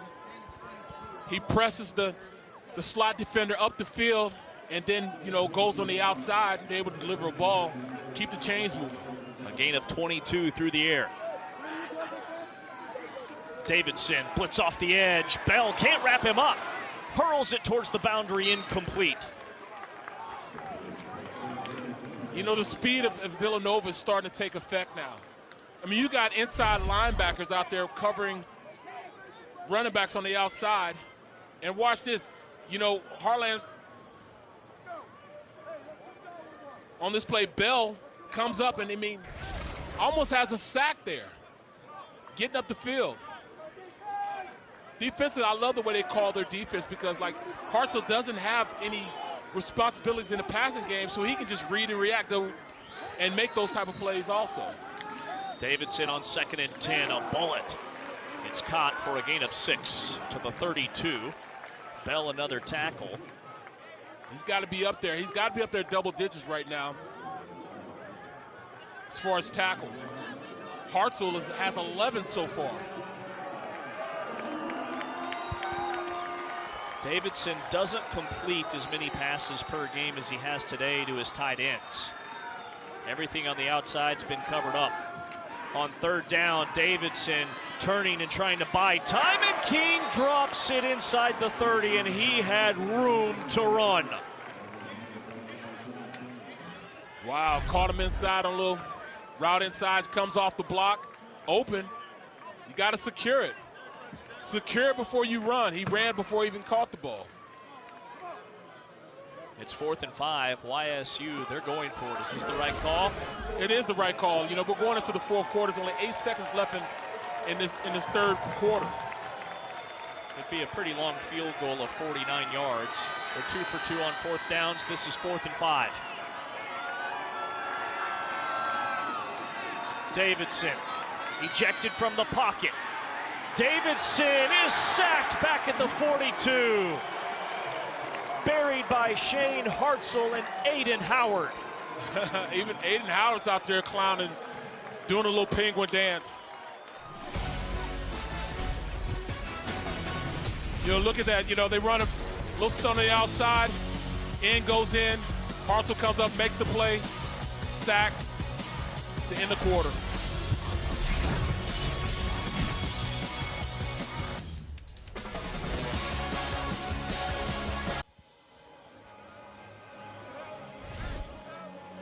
Start of the fourth quarter, 31-13. Villanova leads Youngstown State. If Villanova can hang on, it'll be their 10th straight win at home. It'll also be their 7th win in a row overall on the season, their longest winning streak since 2014. Jackson goes tearing up the middle. And a shoestring, maybe touchdown saving tackle made by Marcus Hooker. Gain of 7. The war of attrition is starting to take its toll on this Penguin defense. After a while, you've been out there so long that, you start getting tired. And up front, these guys are starting to get tired, even though. Pitch out to Jackson. Jackson has a hole, bouncing it to the outside. Another first down for Villanova. And keep in mind, Barrett, Villanova's doing this their last 2 games without their 6th-year senior anchor up front, Michael Corby, who is first-team All-League for the 3rd consecutive season, out with an ankle injury towards the tail end of this season. Yeah, he's a really good player also, but when you look at it, at this point, Wyatt Hummel, he's playing as a replacement. 6'6", 315, is not missing a beat. He's playing just as good, but, look at Corby. Mountain man, look like he can go out there and move the crowd, man. Yes, he does. He'll definitely have some time at the next level if he chooses to go play in the NFL. No gain for Jackson. Chris Fitzgerald able to greet him in the hole at 2nd and 10. Only 2 other Wildcats were first-team All-Conference 3 years in a row. Your boy Brian Westbrook was one. Yeah, I'll see him later on. And I know he's watching right now. He could have came by the box, man. Come check me out, the press box, man. But I doubt if you came to the game. And congratulations to him. He's getting inducted into College Hall of Fame on Tuesday. So congratulations, Big West. That's my guy. Screen play. Jackson looking like Brian Westbrook. Cutting back inside the 20, and he's tripped up at the 16. Anthony Johnson able to flag him down, and Villanova's in the red zone again. We call this a slow screen because the big offensive lineman in front, you got to wait for them.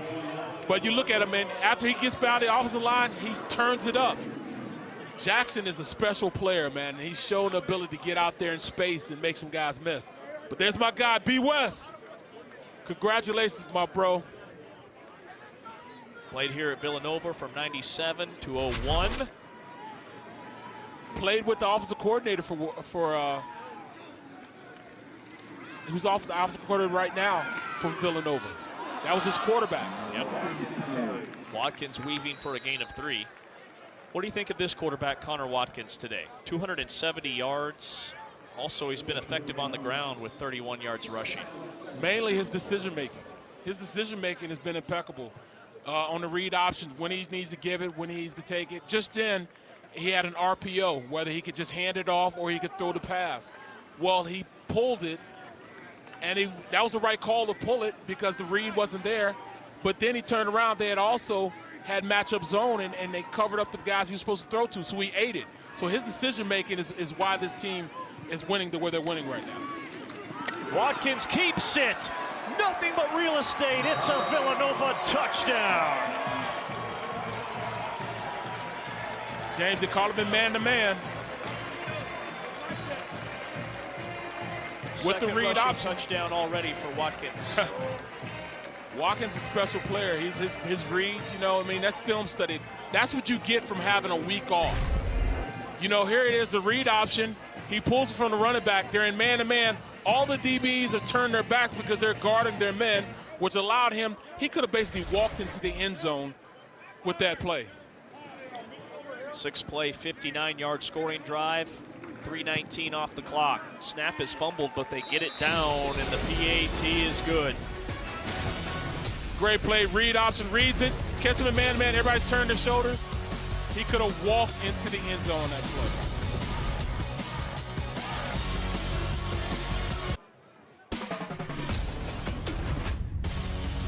Welcome back to Villanova alongside Barrett Brooks. I'm James Westling. Villanova putting this game on ice. They lead at 38-13. They've racked up 430 yards of total offense. They average 439 per game. YSU from the middle of the end zone, they'll bring it out. And Hooker just barely gets to the 16. He is decked. Second round scores, FCS playoffs, all games on ESPN Plus. Albany destroying Richmond. Furman leads Chattanooga by 3. And then that South Dakota State-Mercer game headed to the second quarter.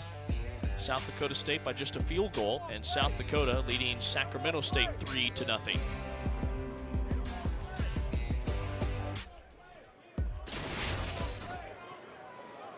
Albany looking tough.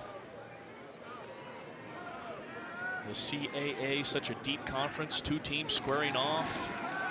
In the second round, a 3-way tie for the regular season champion came down to the tiebreaker.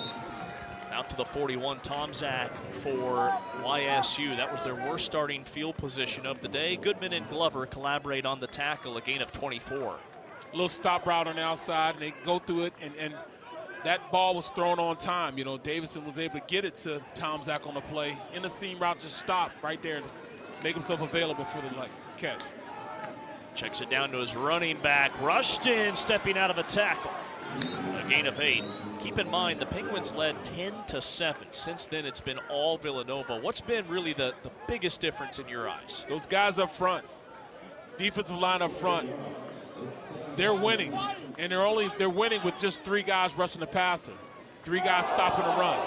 Ball's on the turf. Davidson able to put out the fire, but it's a loss of 5 for the Penguins. And those type of mistakes right there, jumping off sides and, you know, mishandling at the mesh point, you know, at that point, was he going to pull it?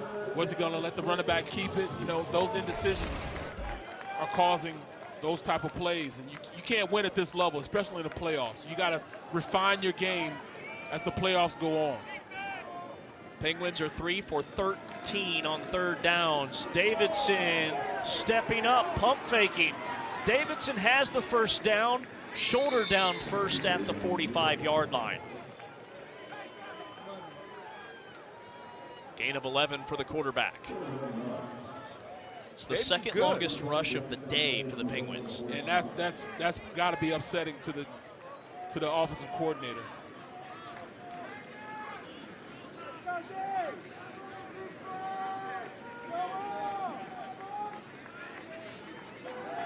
Davidson on 1st and 10. Sidearm throw. Oliver, his intended target. Only the 4th time that Oliver's been targeted today. He owns the program record for career touchdown grabs with 26.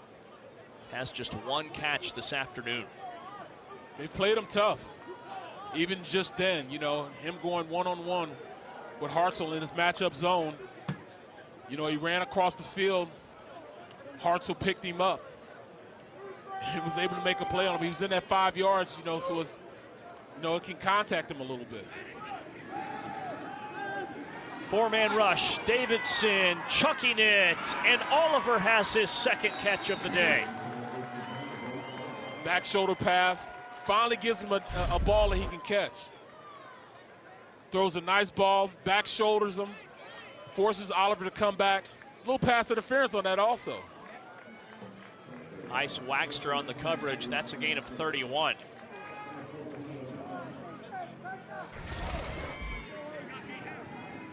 First and 10 from the 14. 3rd trip to the red zone for the Penguins. They're 2 for 2 today. Davidson to the back. It's a touchdown. Caught by Luke Hensley. Hensley stepping up. He's been trying to do it all game.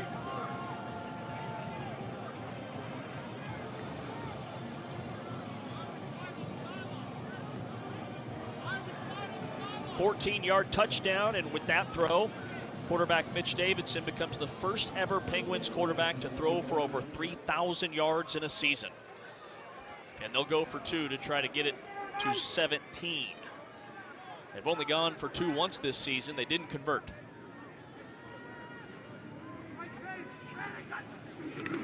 Davidson, back shoulder, reeled in. Oliver. Talking about adjustments. That was a great adjustment to a ball that really shouldn't have been called. You look at him, he's able to get it to Huntley, back in the end zone, and then turn around, a little back shoulder to Oliver.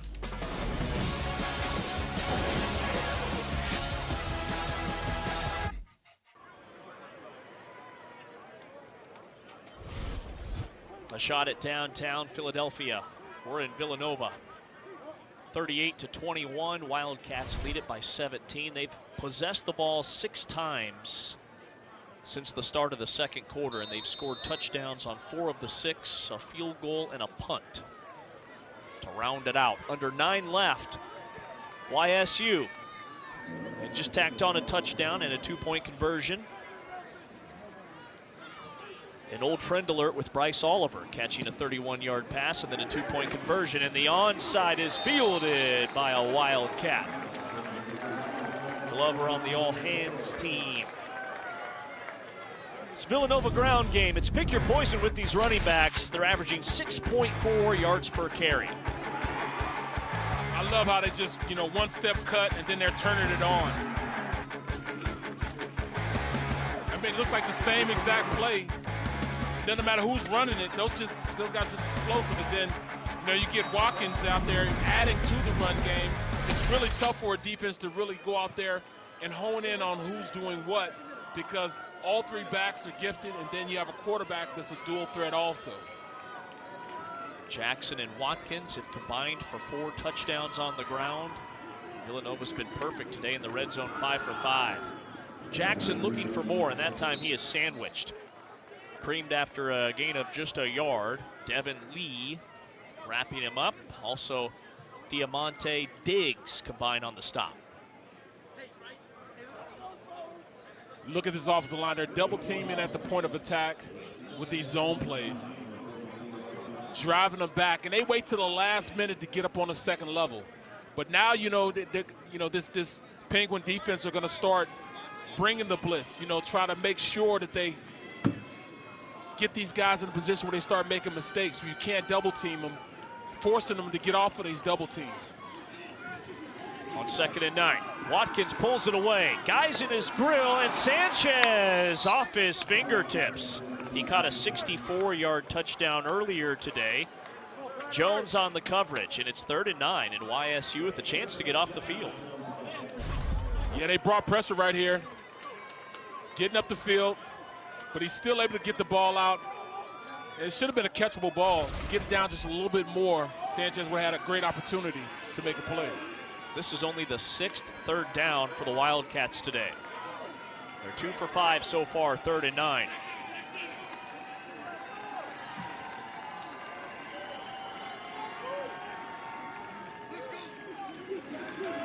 Blitz picked up from a busy pocket. Watkins hums it. Sanchez off his hands, and no flags are out.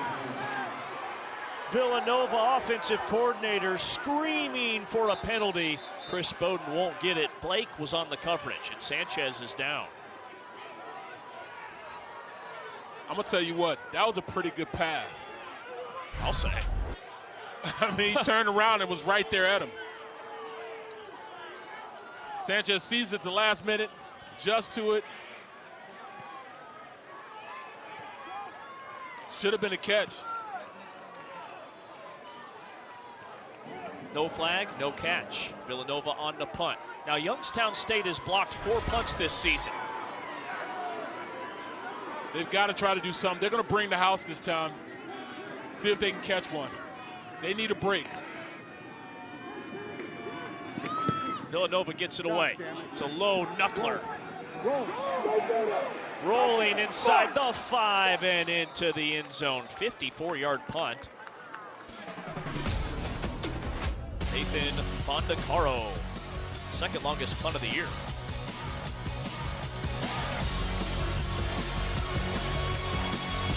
Live.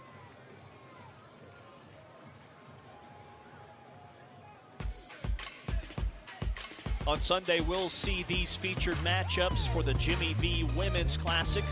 First, top-ranked South Carolina takes on Duke at 1 p.m. Eastern, followed by number 11 UConn versus number 10 Texas at 3 on ABC. Then it's number 16 Ohio State. They face number 20 Tennessee at 5 Eastern on ESPN, also on the ESPN app. Davidson all day, nearly throws a pick. Hartzell almost had it. The linebacker drifting into coverage at 2nd and 10. Is there anything he can't do? Now he's back in pass coverage. Like I said, he has no real responsibility as a guy that, basically just goes out and freestyles. He's that monster back like you were in high school. He's out there making a difference now in the passing game. Just a sophomore for this Villanova defense. Davidson scanning. Davidson with room to run. Sliding down, trying to sell a late hit. A gain of 12. That goes for 12. Devin Marshall, the stopper.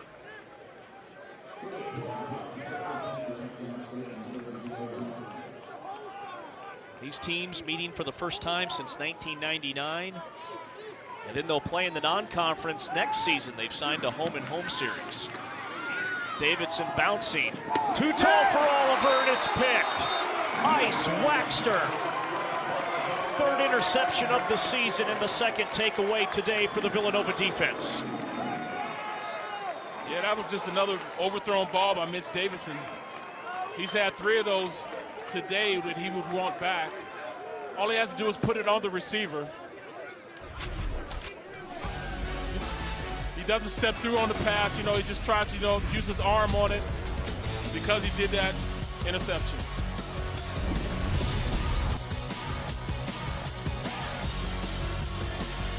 Live.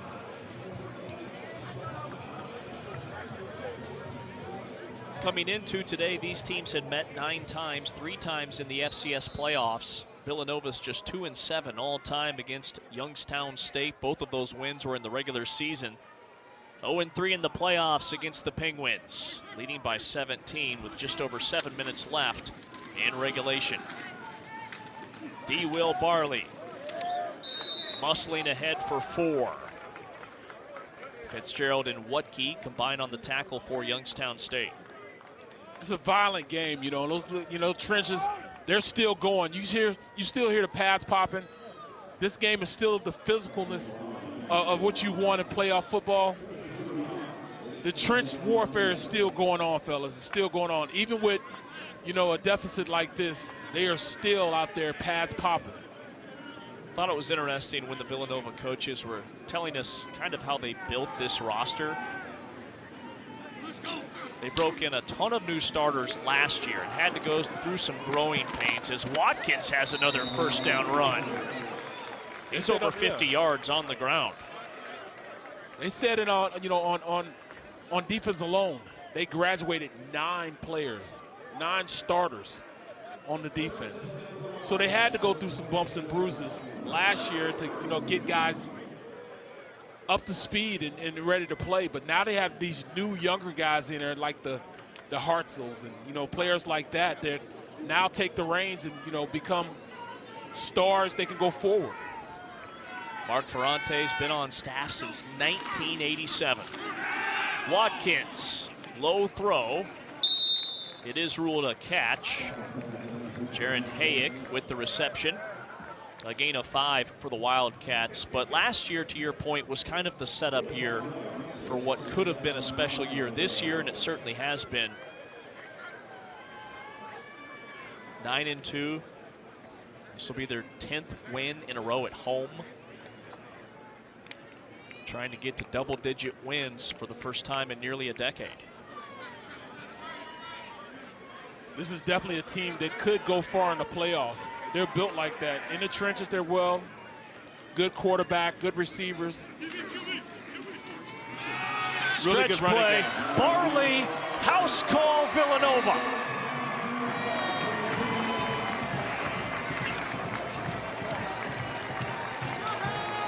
nothing but an inside zone running play. Great read by Connor Watkins on the play. You talk about decision making, that's what you're talking about. His decision making, getting those guys in position, making them and forcing them to react and be wrong. 22-yard touchdown run for D. Will Barley. Villanova leads it 44-21.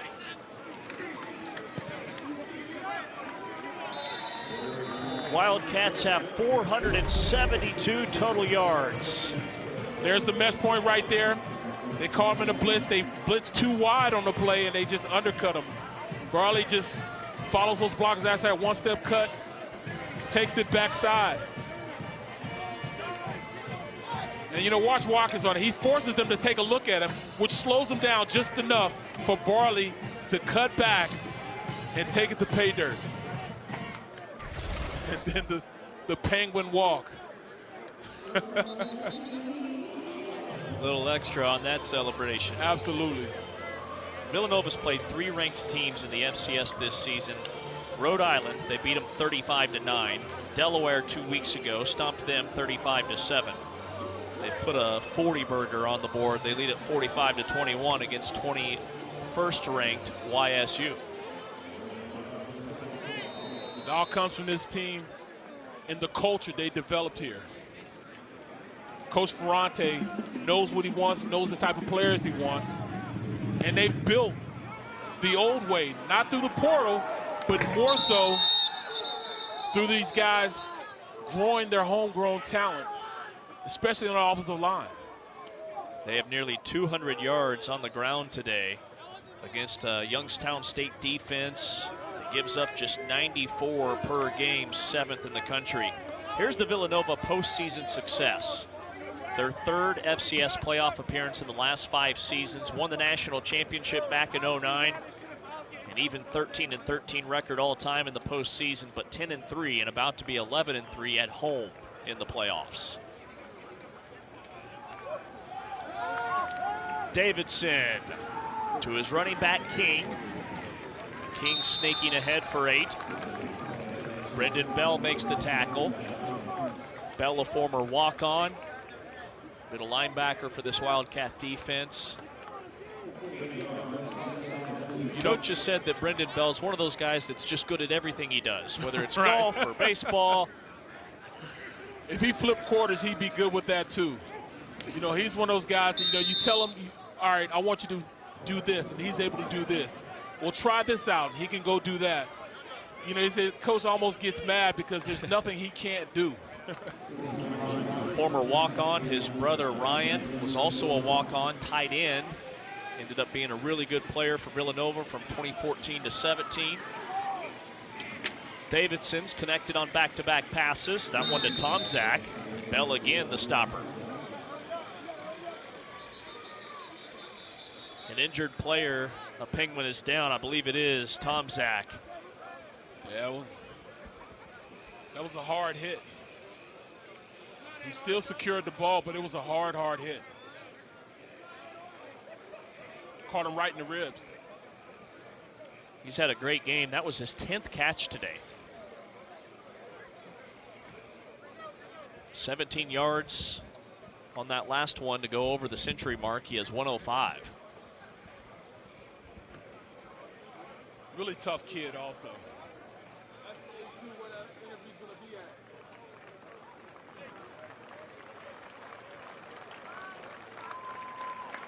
It looks like lower body.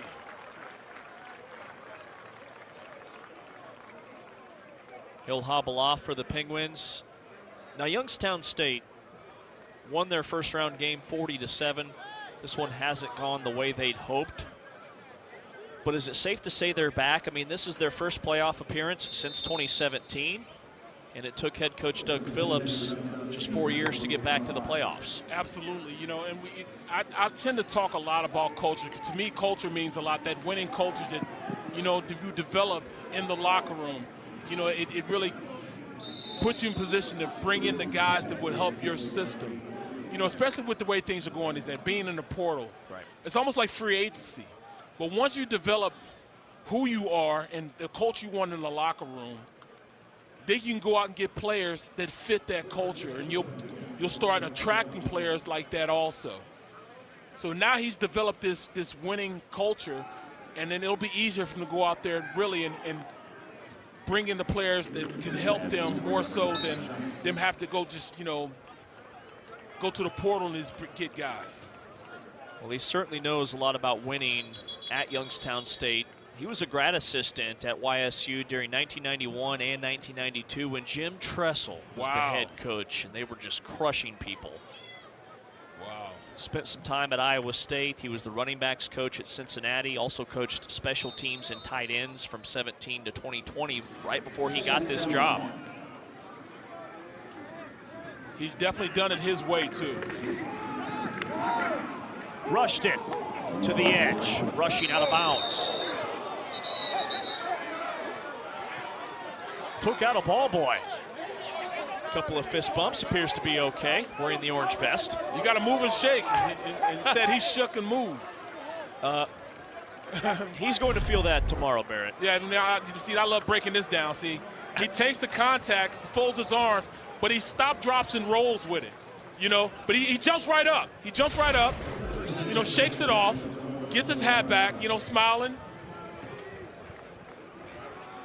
Almost looked like he was trying to take a charge. I'm an X and O guy. I love breaking down those type of X and O's. Oliver can't hang on. 2nd and 10 for YSU. And that's kind of been what's going on today. Yeah, that's kind of the way the ball's been bouncing. It's double covers, like they've been doubling them all day.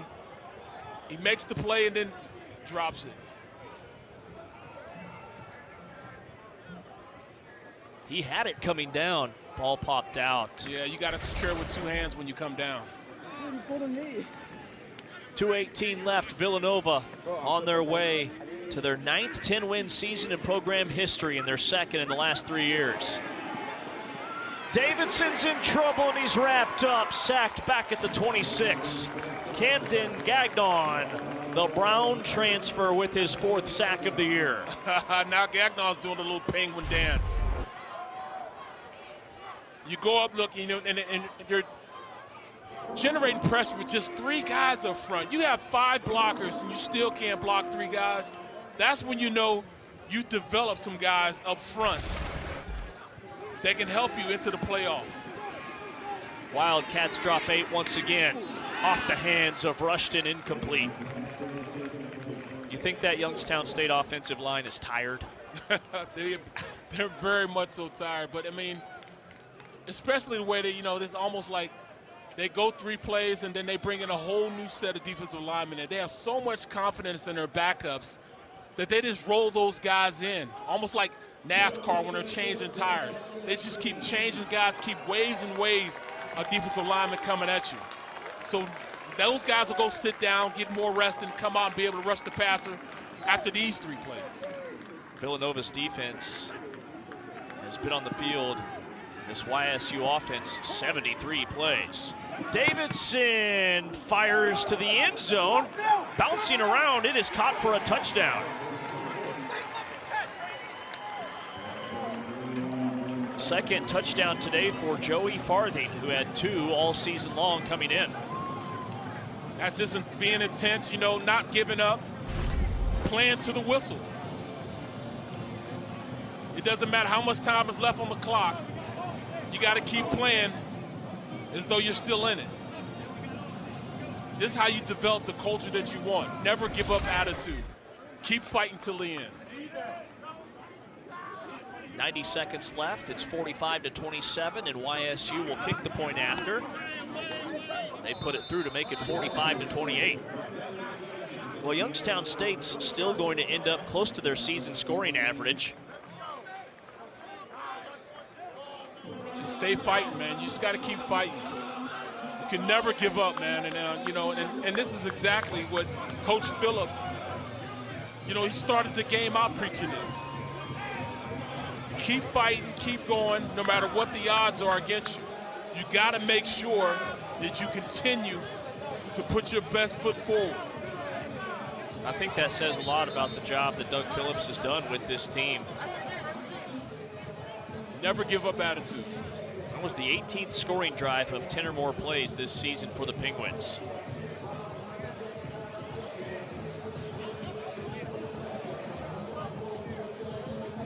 We'll see our second onside from the YSU kicking game. I remember back in the day when you could put everybody on one side of the ball when you're trying to onside kick. And then you had, you'd have first line of defense, and then you have second line of defense, and in between there you have a guy to catch the ball and you had to protect him.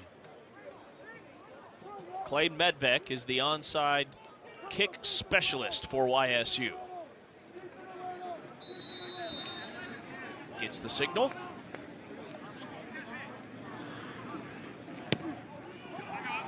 Bounces it towards the sideline. A flag is out. YSU is offsides. Villanova recovers it.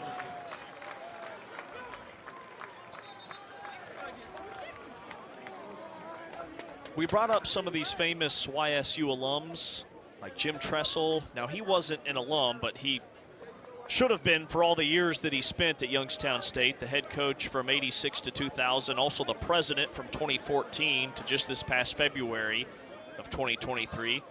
But also, how about Ron Jaworski? Yeah, Ron Jaworski. I work with him every weekend and, doing stuff with Eagles pre- and post-game show. 5-yard penalty and a re-kick. And talking about a great guy, really understands the game. He got my start. You look at it, offsides, they cross the line of scrimmage before the ball even does. Still is kicked, so they got to re-kick it. No re-kick from the 40. Continue, yeah. So, Jaws said, all right, I was just producing. And he would say, hey, why don't you come on to talk offensive line talk? Because I talked to him about it, I'm producing at NFL Films. And he allowed me to come on, and once I started talking on the radio about offensive line play, one thing led to another. And now I call college football games, do Eagles pre- and post-game shows. So he got me started with the gift of gab. I wasn't a big talker until I met Jaws. So, everybody just blame it on Jaws that I talk too much now and I don't shut up. He had that effect on you, huh? Right. But talking about just a great family, great guy. His Penguins didn't do too well today, but I tell you what, he's a stand-up guy. Out of bounds on the kicking team. 5-yard penalty will be attached to the end of the play. First down. There was a little extracurricular after that kick. No flags for that. Yeah, they've been very egregious about throwing penalties, flags and stuff in this game, so. These teams meeting for the first time since 1999. They'll play in the non-conference next season. It'll be the opener for YSU. New quarterback in for Villanova, redshirt freshman Tanner Maddox. Zone read, ball's on the turf. It's a loss of 4. Villanova recovers. The quarterback Maddox, who's thrown 6 passes this season in mop-up duty, but completed all 6 for 44 yards.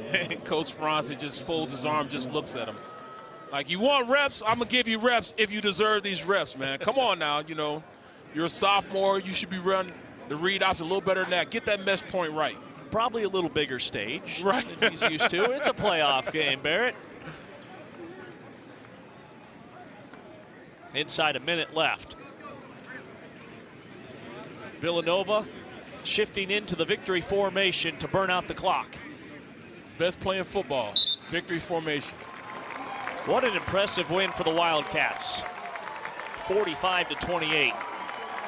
Ran the ball as they wanted to run the ball, passed when they wanted to pass. They dictated tempo for the majority of this game. It's their largest FCS playoff win since 2010 when they beat App State 42-24. Hats off to Connor Watkins.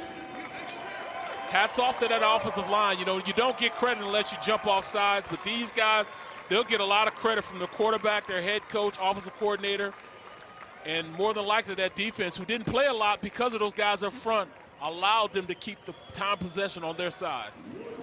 Villanova advances to the quarterfinals of the FCS championship playoffs. They'll get the winner of South Dakota State and Mercer. 45-28. An impressive showing by the Wildcats. 467 yards of total offense.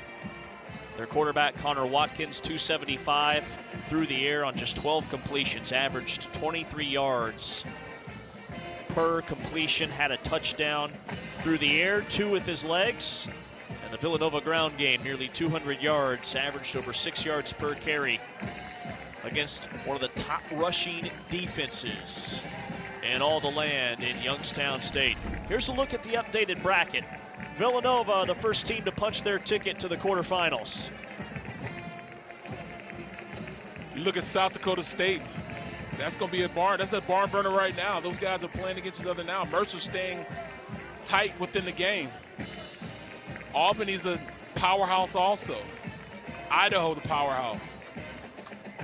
Great, great, great championship football going on for the FCS right now. YSU led this one 10-7 before Villanova flipped the script. They win it going away by 17. Youngstown State will finish the season at 8-5. Out of the Missouri Valley Conference, Villanova 10-2. Their second 10-win season in the last 3 years. And their 9th 10-win season in program history. And a lot of these players, this will be their last college football game, the last one of the year. It's time to go to work, think about next year. For a lot of these guys, won't have the opportunity to play again. 45-28 our final, joined now by Villanova quarterback Connor Watkins, who finished with 275 yards. Also 2 rushing touchdowns, 56 yards on the ground. What led to the 56 rushing yards today and the 2 scores? Yeah, I mean, I think going into every week, we just always talk about offensively taking what the defense gives us. I mean, the last few weeks, I really haven't utilized my legs much, so I kind of assumed, and we kind of assumed offensively, that when they're looking at tape for the last few weeks, they haven't seen me really pull the ball or take off much. So just trying to capitalize on those opportunities when those DNs crash and those backers flow hard.